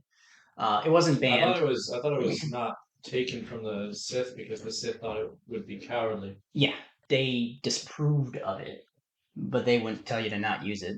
That's a serious fucking advantage. If you can master Trikata, that's a serious fucking advantage because you don't know when that blade's going to turn back on, and there are a lot of things that you can do when you don't have to worry about your lightsaber being on. One of the things it's considered is it can re-enhance your force ability when you take the blade out of the equation because now you can focus on more things. You don't have to worry about this humming blade in your face. Another principle or form is SOCON. SOCON is the use of your environment. You see this a lot in Form 6 Neiman practitioners, as we discussed. They're kind of expected to use their environment, but anybody who learns to utilize their environment, one of the Like Darth Vader in Empire Strikes Back, just tosses random shit at Luke the whole time. that could be that and like kind of his goading. He goaded Luke to where they last fought. So that's a good use of SOCON. The example I put in was during the attack or during the battle on Mustafar between Obi-Wan and Anakin. Obi-Wan seeing and utilizing the high ground. We have telekinetic lightsaber fighting, a little bit different than just lightsaber throw. Even though the lightsaber throw itself is a form of this, this is actually like having your lightsabers fight for you. One of the best examples I could find is Darth Treya on the bottom over there. It's a beast. Yeah, she uses 3 telekinetically controlled lightsabers. There's this kind of offbeat form called Tripsest. I don't know if I'm pronouncing that correctly. Tripsest itself, there is a fighting form called that. It was not applied to lightsabers until later on, and when it was, they kept the name. What is essentially is it's aerial lightsaber combat. So this could be when you're riding a flying beast. It could be when you yourself are for somehow like flying or able to like fly. You use your lightsaber a little bit differently. There are different move sets for it, and it's considered pretty dangerous. It combines elements of Form 7, Juyo, that ferocity form, and traditional Skytiri aerial dueling, which was different planet, different people. I think they were a species that could fly. They had a very specific fighting form. When combined with lightsaber fighting, it's pretty very effective. In the right hand corner, we have Kyle Katarn versus a guy called Maw, some fucking beast. He doesn't have legs, so he utilizes the force to keep himself afloat. So he uses a lot of aspect and move sets within Tristis. We have Dun Mok, which is you're a big fan of. yeah. I mean, in some cases, it can make or break. It's psychological warfare. Yeah, it's basically like, oh, your mom sucks kind of shit during like combat. A lot of the better Count Sith, Dooku a lot used, of the yeah, better Sith use it. very much a Sith thing. However, there are Jedi that have used it. Luminar and Dooley used it against Asajj Ventress to piss her off, but it was actually her undoing because she got so pissed that Asajj kicked her ass. So, if you're doing it to a Sith, word of warning, they live and breathe being angry people. It's kind of their thing. When you do it to a Jedi, you can really off balance them. Happened to Obi-Wan a number of times. Darth Maul used it against Obi-Wan in the Clone War series to make him very off balanced. Talked about killing his master and shit like that. Darth Vader used it against Luke a number of times. I mean, I suppose you could say like the "I am your father" is like a very strong Dun Mok, like very thrown off. I think. But at that point, I think Palpatine tried to use it against Yoda, but didn't really have much effect. Yeah, it wouldn't. You're saying things kind of throw them off. It is basically the powerful version of shit talking. Yeah, it's targeted shit talking. And then you have Jarkai, which we talked about. That is the study in the form that you would utilize to be able to use dual blades in combat. As we discussed, Form 6 Neiman laid the foundation to evolve into Jarkai. We see Jarkai a number of times. Ahsoka Tano, she utilizes Jarkai. Asajj Ventress. Anakin in episode 2 when he's throwing that second lightsaber. Believe it or not, he had actually studied a little bit of Jarkai prior to this because you can study Jarkai separately from Form 6. They're 2 separate things.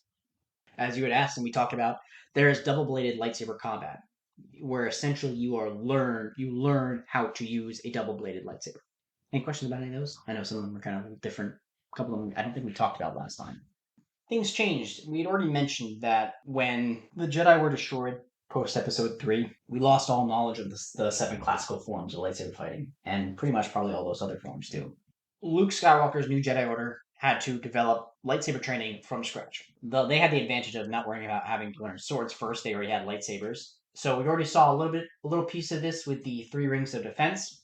Well, they then developed their own styles. Some you can akin to different forms, but they had the three styles of lightsaber fighting. You had the strong style, the fast style, and the medium style. So the strong style used strong attacks. You push through defenses, very wide sweeping blows. This is where you would see a lot of acrobatics and force enhancing strength and things like that. This is where you would use not necessarily force speed, but more acrobatics like jumps and kicks and shit like that. You have the fast style, which is based on speed. You want to chain together a lot of different attacks, like basically just keep hitting even if they don't have strength behind them. And this was the a good one for blaster deflection, as we see up in the corner. Luke would have been utilizing fast style because that's where all their blaster deflection training came from, and the move sets that went with the style allowed for better blaster protection. Then you have medium style, which is a kind of equilibrium between both. It wasn't necessarily as bad as Form 6 in terms of its moderation against all forms, so it wasn't good or bad for anything. But this was a good fallback style if you didn't know what to do. There are a lot of different things this could incorporate and account for, where the other two styles it has their weaknesses. If you're strong, using strong style, you don't really have a good defense. As you can see in this picture right here, this is the Dark Jedi Dasan versus Kyle Katarn. You see, all of this is wide open, but he's using a strong style based attack, a massive, like, crashing blow coming from me, but it's leaving all of this open. Versus right here, when you're using fast style, a lot of control, a lot more like wrist movements, so you're not keeping yourself as open. So like the knight style of what's his name versus Ahsoka, would you consider that more in the realm of strong style?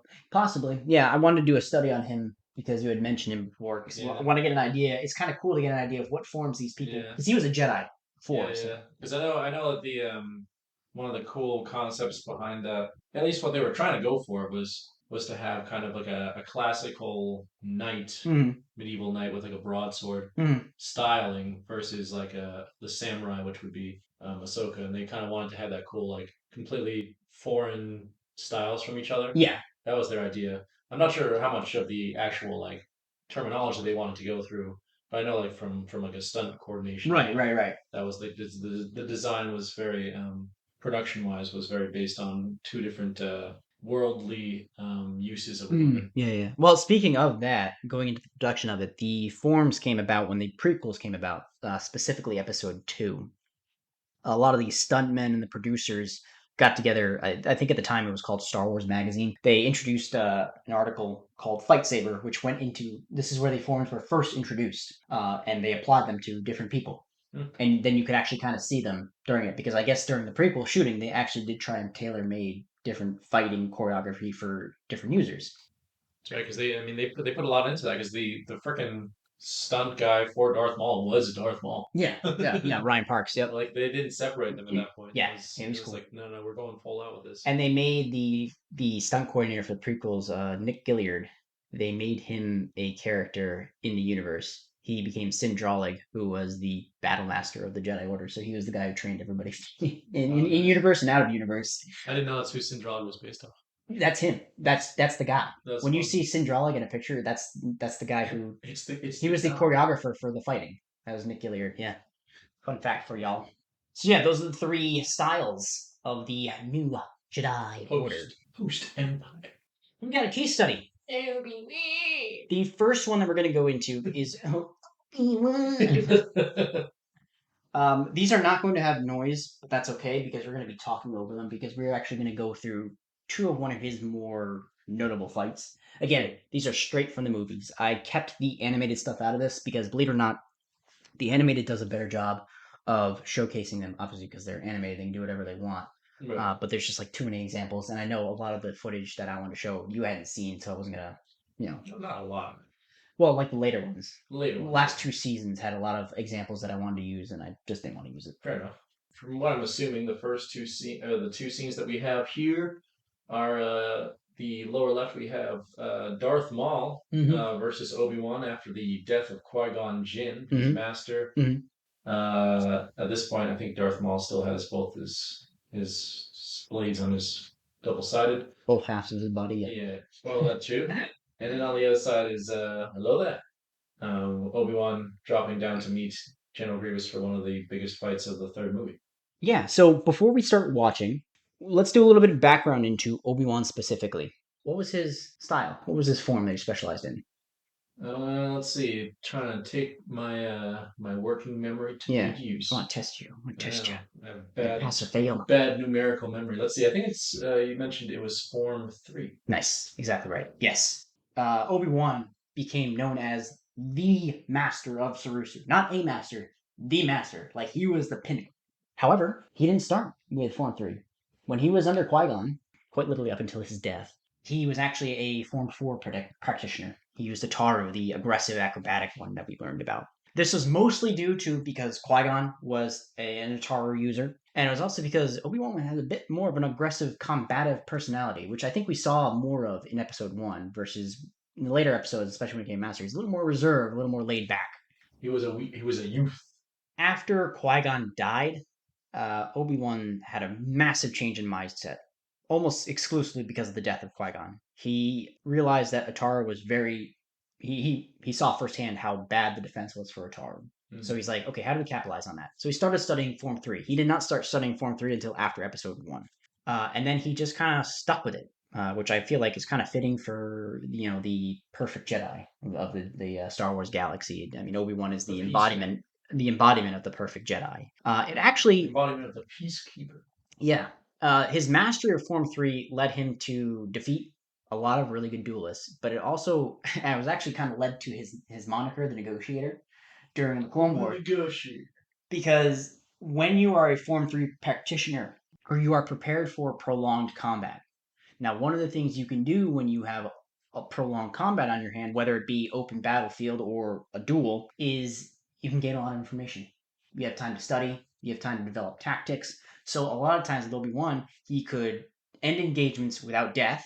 He could sometimes do it without fighting. A lot of times he'll could negotiate peace, things like that. It was because of his study and application of Sarusu extended much past his lightsaber combat abilities. He brought it to the open battlefield. So I think that's where his moniker came from, was because he had the ability to strategize the way he did. All right, ready to keep on keeping on? Let us begin. So as we know, Obi-Wan went from Form 3 or Form 4 to Form 3. Let's take a look at his usage of Form 4. This is probably the best display of his Form 4 usage. Again, we're not going to have any sound in this video. We're going to talk a little bit over it, or rather, I'm going to talk over it. Well, we're actually going to see Qui-Gon die, and we're going to see his failure. So you see the wide sweeping blows of Ataru. There he goes, using the. Also interesting when you think about it, because probably uh, not only is the dual lightsaber uncommon, but it's probably extremely uncommon at this point for them to even fight anybody pertaining to that. This is the first time in 1,000 years Jedi and Sith cross blades. So you saw right there the weaknesses in Ataru, where Qui-Gon, a big guy, had a tough time using it throughout, and he was fucking tired as all hell. It was speculated that his fatigue led to his death. But we're gonna slow this down just a bit so we can see. So right now, for those watching, listening at home, we had gotten to the point where basically the laser gates opened. Qui-Gon engaged with Darth Maul. Obi-Wan couldn't quite make it in time, As we all and know. Darth Maul summarily executed Obi-Wan in the chest. So we're gonna play this video. By the way, a scene I wasn't allowed to watch as a little baby. Dad thought it was too intense. It's a little violent, but nothing crazy. I mean that dude's cut in half, but No, I think it compared.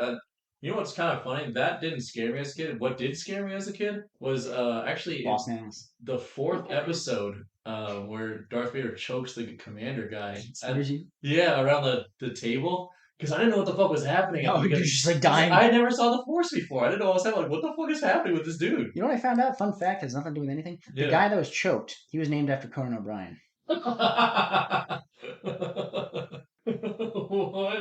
The people who catalog the Star Wars lore, they have something called what's called the G section, which is basically anything that George Lucas says gets written in his canon. Doesn't matter where it is, when it is. Like they have it like, oh, that's a G category. Like that's gotta be in.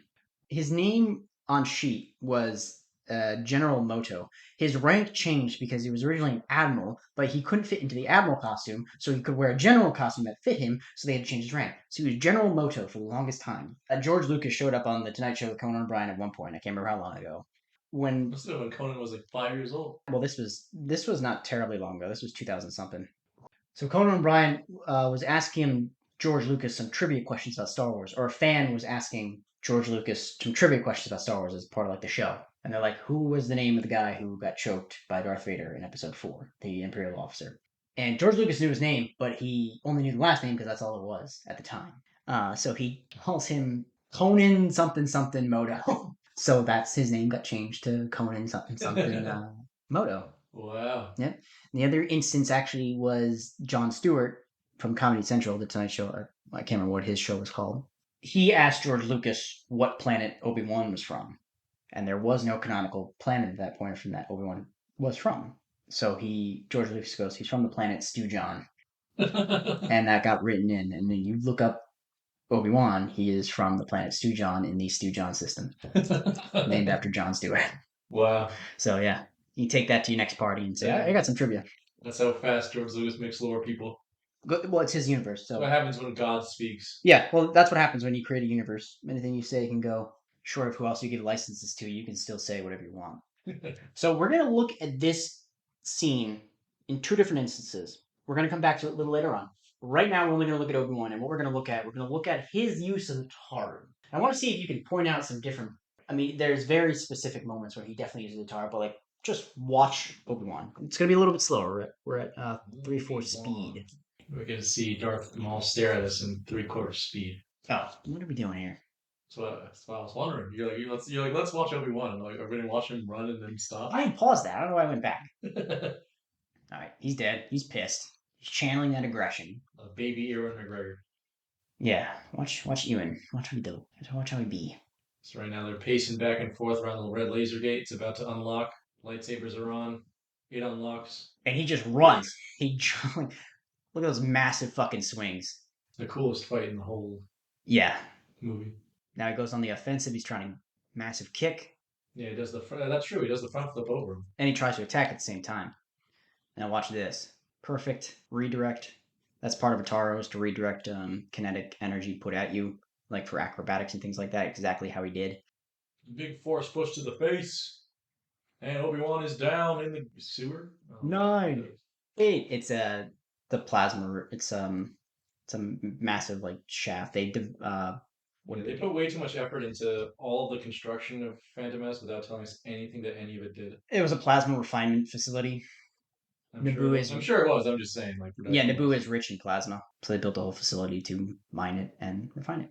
Qui-Gon Jinn's hilt, which I had as a kid actually. Mm-hmm. One of the most common, those belt clip ones. Yeah, it was pretty. Those are the best. Pretty Gucci. Yeah, yeah. That and the classic Obi-Wan from this. Do you remember the one that had like the little password that you had to do? There were like two buttons and you had to press it in a certain order for it to turn on. It was sick. That's insane. It was awesome, actually. Imagine you forgot your password in the middle of a fight. Dude, if I still had that, it would probably be worth a dummy amount of money right now. So let's rewatch that real Right. quick. It's chopped in half. Darth Maul is down. Yeah, that's fine. I mean, you could say he was using a Tara to like jump over him, but it runs at him, immediately starts fucking swinging. He's doing crazy fucking ducks. But Obi-Wan, when he tries to get on the offensive. What's kind of interesting is that I know you're talking about Obi-Wan right now, but this is the first time of me paying attention to what Darth Maul's doing. We're going to talk about him too. It's kind of cool because there's no point where he actually looks like he's actually defending. Yeah, we're going to talk about that too. But technically, I guess technically he would be. But. See, tries to slam at him. Massive swipe there. Perfect example right here when he gets kicked in the face. Able to dodge the blow. Massive sweep. And I'm assuming he uses the force to kind of keep that backflip controlled after getting. Absolutely. Those moves, those jumps and stuff like that are all force enhanced. Best example of that is when he uses the force to jump out from the pit. So that's the fight versus Darth Maul. We're going to see a couple different things in this one. General Grievous hello there, Star Wars Revenge of the Sith. I put up the name we put. He said it. He said the line. Let's do this a little bit slower. There's a couple things we're going to see here. All right, 3/4 speed. The droids. What's the first thing we're going to see? Their shit. No, I haven't watched this movie in a little bit. That's the Sarusu opening stance. But nah, let's just do that instead. It's way easier, right? Makes sense. Great use of the environment. I mean, at this point, he's 3 years in or actually 13 years in of being a master of this form. Studied the environment. Right away, I knew it was easier just to crush them all. Why do you think Obi-Wan would have been picked to fight General Grievous? Why do you think he was the best match? Because he was hashtag the negotiator. Well, he wasn't going to negotiate with him. Well, it's also I think he's fought him a couple times in the There's Clone Wars. that, but there's this fighting style. Sarusu versus four lightsabers. A lot of defense that's needed to be able to combat four lightsabers. Yeah, well, you're obviously not gonna He gets into his be opening stance, and then he starts doing this. And then Obi-Wan, you can quite literally see him start to be like, okay, how am I going to fucking do this? So now Grievous, for those watching at home, has activated his windmill of death. So Obi-Wan channels this a few ways.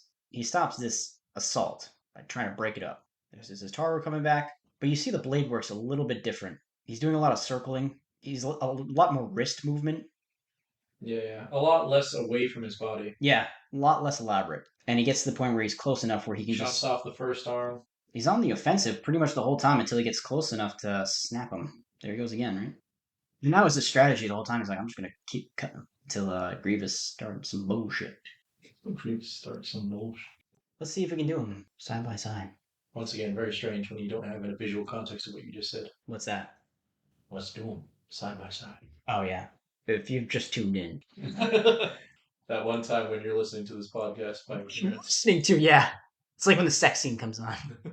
We have time to watch Qui-Gon die again, I guess. How long is the recording now?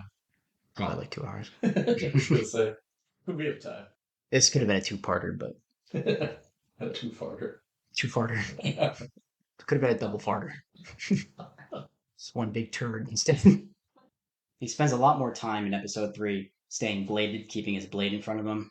In episode 1, his body is a lot more bladed and all over the place. Yeah, you kind of didn't. You kind of let go of it with one hand at one point. He's a lot more offensive in episode 1. So, what do you think? Yeah, You see what we're talking here? there are certain like nods back and similarities, but there are definitely it's definitely a different approach that he has in the third one compared to the first one. I think the biggest thing is Ataru is aggression offense. So you see in his episode 1 fight, he's constantly trying to attack, like he's trying to meet him blow for blow.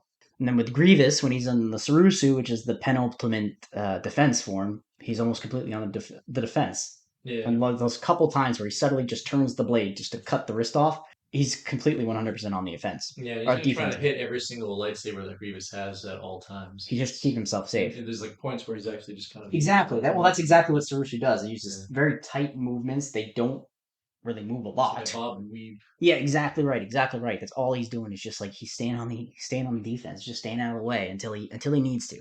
Getting into our next case study. This is a big boy. The good one.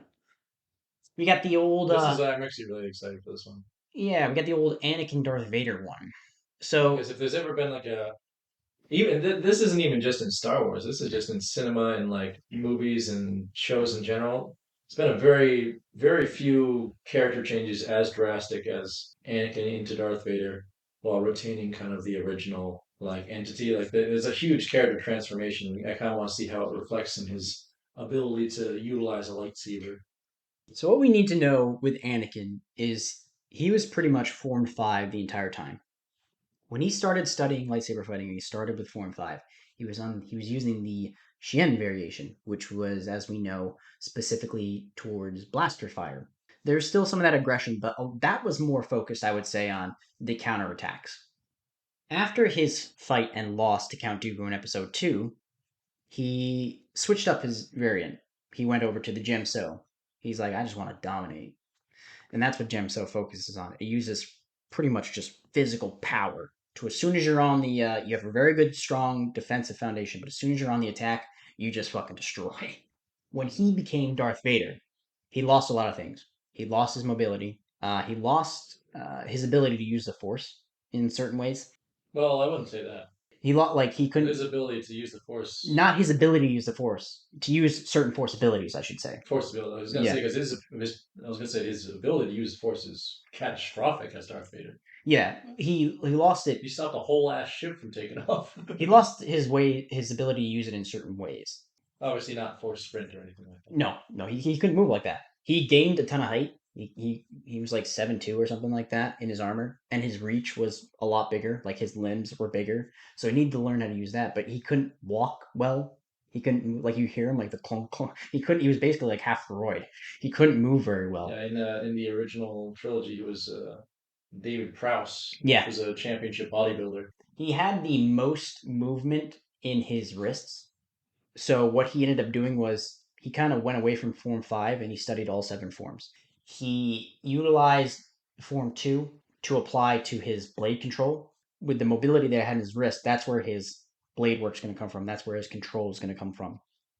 He gained a lot of physical power with his armor. Power. So he used that. He's like, okay, as soon as I hit you, you're like, I'm gonna fucking connect, and this fucking hurts. Like getting hit by like a fucking fridge every fucking time. And he also started to incorporate a ton of force abilities in his fighting in all different ways. So we have a couple different scenes showcasing this. We're gonna jump to showing with Anakin first. We're gonna see in this video Anakin's Form 5, his Gemso versus Makashi. So right now, the fight that's going on is Obi-Wan and Anakin versus Dooku on the bridge of the ship.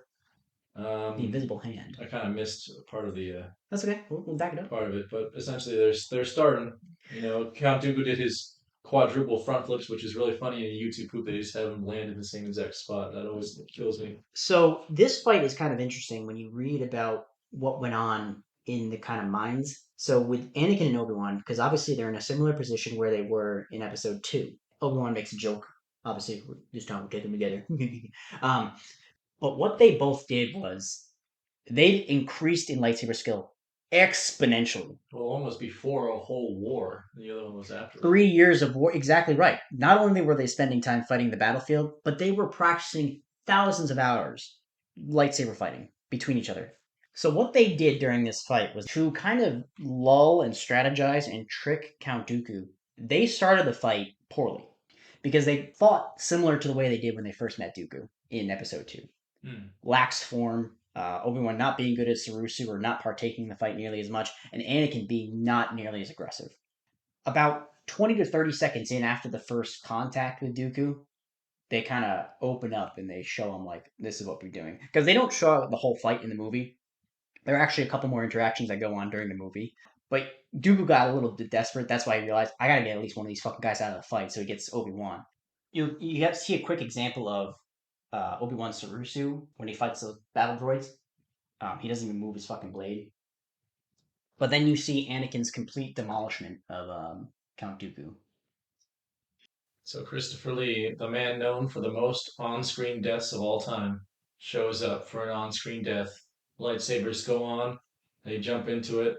So they're kind of being literally relaxed. Like everyone's jumping in there. He's doing these really slow.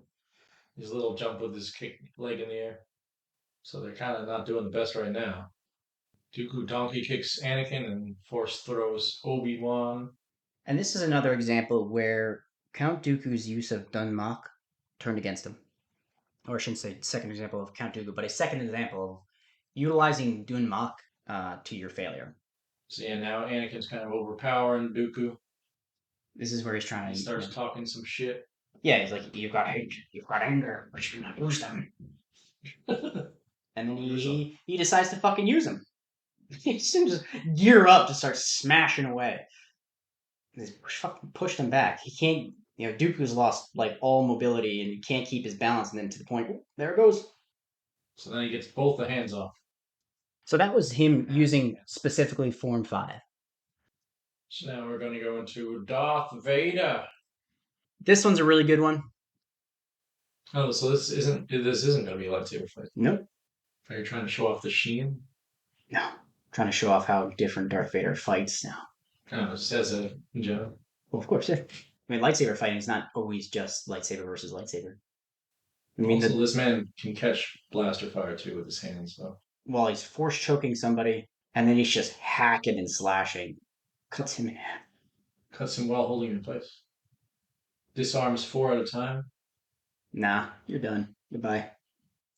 God, that had been such a scary moment. Can't get away from I this. know, it's really funny because we're watching it without any audio whatsoever and it's still intense as shit. Yeah, it's just so fucking violent. This is a reimagining of the fight from New Hope. I think this does a much better job because, again, there was more fighting than what we saw in episode 4. The books and all that, every single fight that you see on screen, we only saw some of the fight. That's true. To be fair, they had barely created a lightsaber as a prop. Yeah, for the production look of things, of course. I think this one does a much better job of where these fighters would have stood, and I think it showcases, especially compared to like comparing it to other Vader fights throughout other shows, and to where Obi Wan would have stood at this time as So can you well. tell people what this is so that they know what to find? You will look up SC38 reimagined on YouTube, So yeah, coming out strong with the Form 5. and he Obi Wan's pretty much on the defense the whole time. Tries his little stab thingy. Some of that, It's through the size and strength difference between the two, and that was kind of initially one of the production values of the original one, which yeah. was that David Prowse was obviously a massive dude, and Sir Alec Guinness was a gentleman Mm. who was kind of like the award-winning Fencer, yeah. fencing kind of coordinator. So very different fighting styles. So you see a lot of the Form 7 Juyo aspects with the aggressive like swings. So I think that does a much better job. But were you able to see the differences in between Anakin and Darth Vader's fighting style? Yeah, I think what's actually more surprising to me is that I'm able to see some of the similarities. Well, of course, there's going to be similarities. Gemso is still aggressive, but he couldn't do a lot of the like really wide sweeps. He lost a lot of mobility in his arms. He couldn't really raise his lightsaber above his head anymore, things like that.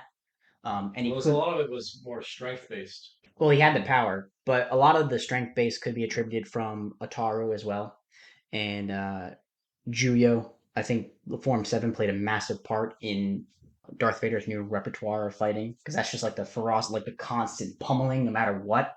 He kind of has a lot of Form 7. Yeah. It's like if Form 7 informed Form 5.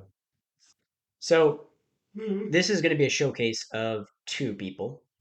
This is going to be Count Dooku's Form 2 Makashi versus Yoda's perfect exemplification of Form 4 Ataru. With this big glowy thing that I There's just the found. opening salute, Form 2. And he's just like, yeah, all right, let's do this. Fucking spins, jumps. It's funny because you actually see his species move around versus like 3 seasons of watching Baby Yoda do like nothing. All right. Very quick fight. He realized right away he couldn't fight him. Yeah, the fight itself, the lightsaber fight, was a minute maybe. Even 3/4 speed, it's fucking fast. Yeah, Yoda just constantly in motion the whole time. Yep. Surprised he bothered to keep his coat on. Like he's on the offensive. The twirls. One of the advantages Yoda has is that he's also a very small target. Yeah. And then last but not least, best example of the pad, Juyo. Chewie! And the death of like supposedly three of the best. Like 90% of the Clone Wars cast. Yeah. The Friends cast. Oh, so what? There were actually only four of them. Yeah. Oh, I don't know why I always thought there was more. Nope. Only four. They should have brought more. Yeah, that was literally discussed. It was said that you need at least seven people. Yeah, And they're like, no, we're good with four. yeah. We'll bring four. Arrogance of the Jedi is always their downfall. Straight up dead. Dead. Give it a couple of hits. There goes Fisto. Actually, Pistol survived a handful of hits there. Yeah, a couple. This is cool because you never get to see this in slow motion. You gotta. This is so crazy to me. Watch how he moves. It's very, very unorthodox than the other duels we saw. You talking about the Windu. Emperor? Or Well, Windu? yeah, he was most likely Juyo through and through. But I mean, Palpatine was just a fucking monster. Can't really track anything he does. Just like does everything. And you can see in Mace Windu's face, like he gets. You can see him pretty much when he turns, like during the fight. But you can see him like try and reflect the energy back. Yeah, but then he does that weird stuff where he just basically where he just stays out of the way while he's It's swinging. very Samuel L. Jackson. You don't see that in other forms. That's like the emotional, like will, like dark side kind of shit that goes on with the pad. And here's Hayden Christensen. Here's Hayden Christensen.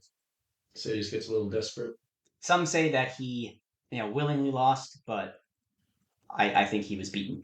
Because I mean, you can say how well trained he is and how good of a swordsman Palpatine is.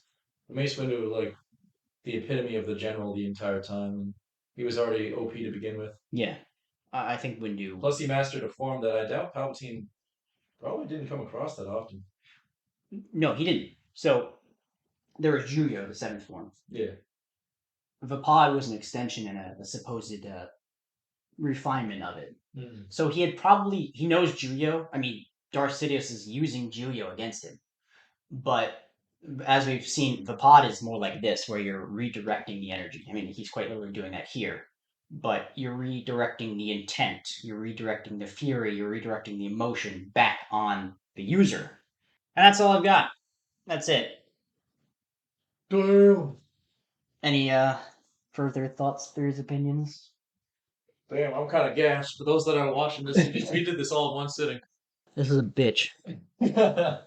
It puts a lot of the minutia of the combat into kind of a more organized perspective. And I do appreciate the kind of work that's gone in, not only for you making this, but also the people that have just in general, categorized this over the years and put together the case studies and the examples that go along coinciding with it. I will leave the link for the Fight Saber article, which has been archived from when they originally brought forth these forms and how they were applied, because they were quite literally thought of and discussed for the production of the films and applied to their specific characters. So I think it's really, really cool for people to get that insight, not just taking it as my word, because it's not. But actually, it was a thing. So as a theories and opinions thing, Tyler, if you were a master Jedi or Oof. Sith, Oof. you know what's coming. Yeah, In yeah. your wonderful experience, what would be your form or forms that you would utilize as a person? Be honest with you, I thought about this the entire time I was making this. Because not even because I knew the question was going to be asked. I'm like, when you read into it, you're like, man, where would I stand? What would you be? Because a lot of it is, again, is the user's personality. You see Dooku is a very refined, fencer kind of superior mentality. So he's going to pick the best form, the highest form, the perfect form of lightsaber fighting. Part of me would always like default to Sarusu, but that was mostly just because I liked Obi-Wan, I think. I'm not so sure I actually kind of akin to Sarusu. I would probably say Form 7. I think mostly just because of like it's all like offense driven. Mm. There's no real defense of Juyo, and it's all about like just taking the opponent down. It's completely to destroy the opponent. Yeah, it's a good form. I like it, and I think it's the most. I mean, I think it's the most interesting, and I like how it's like too complex that some people won't learn. It's like, well, that's where I want it. That's what I want to learn. Then, what makes it so complex? What about yourself? Back at See, you. that's a tough one for me because I have not been thinking about it this I'm gonna whole give time. you a bit of that Shen Yeah, yeah. redirection, I get that about 5 second spurt. or that Vipad redirection. Yeah, yeah, yeah. Let's see. I'll use the shit talking one. You've had Gun Mock's my favorite. I I absolutely love it. love it. I don't even carry a lightsaber. I do it all the I time. just talk shit. I do it at work. I died in the first episode. No, so I kind of, I mean, there's like a lot of them that I really like actually. I actually like the majority of them. There's like four that are really, really good. Four of them. One, two, three, Well, four. no, I like the ones. My favorite ones are 1, 4, 5, and 7. And I think that honestly, I would probably, weirdly enough, I'd probably do a combination of like 1 and 5 because I like from the first one how it's unpredictable and Yeah, very like because if here's the thing the way I would picture myself as a Jedi or Sith whichever sure, I would be very Force centric sure. because I like the Force concepts and in the way that it's Are you done. saying using force abilities like push pull, or like using the force to enhance your Push, abilities? pull, lightning, choke, dash, whatever. So you're saying you would use the force in terms of I'd be a actual, counselor, yeah. predominantly. Well, However, yeah, but I'm saying like specific force moves, like yeah, force based attacks. yeah. Okay, But if like that didn't work, and if I was up against a force user who didn't care about any of those sure, moves, I would want to be as unpredictable as possible. So like makes force, sense. form one is really not cool to me, and then form five, I like the idea of once you kind of are on that counterattack, just keeping on that counterattack Yeah, until the matter is resolved. exactly. So I kind of like that as a idea.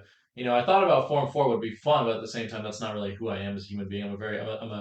For people that don't know, I'm a 6'2", 200 something pound man, so I'm not going to be doing jumping backflips and all that stuff. Well, there's more to it Even than with just the, the acrobatics. yeah, yeah, It's the aggression. It capitalizes on strength. One of the biggest things. Wide yeah, sweeping movements. That's where Qui Gon kind of lived and breathed, yeah. So, to so his dismay. maybe in a little bit, I would have a little Ataru in there. Form 7 would be good if I were a Sith, but I don't know if I would be. You don't think he able could, to. I don't know if I would be able to be good. like a Like good I'm a person, good yeah, person morally if I good. was good at seven. Yeah, you know what I mean. Yeah. Like it takes Mace Windu or someone else that has that kind of mentality to just keep from going too far. And even like Mace Windu, he had to fight in fighting the toughest enemy of all time. He himself had to cross over. Well, Mace Windu developed the pad to kind of answer his struggles. He had struggles with the dark side. He likes fighting.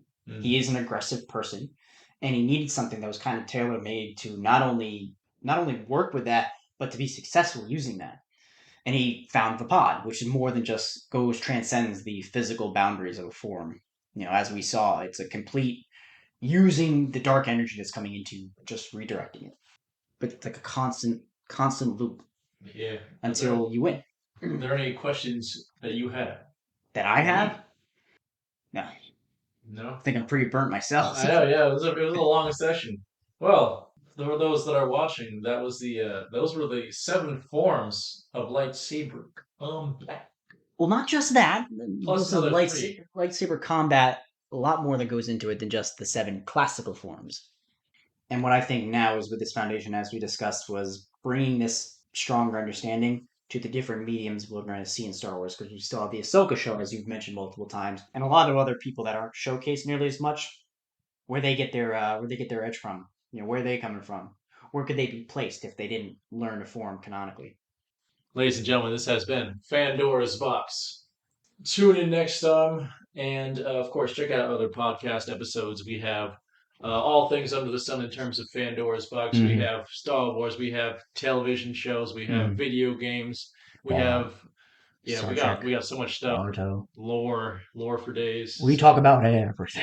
yeah, if you have suggestions too on what we should cover, just let us know. And as always, we look forward to hearing your thoughts. Here's- Bridget! and-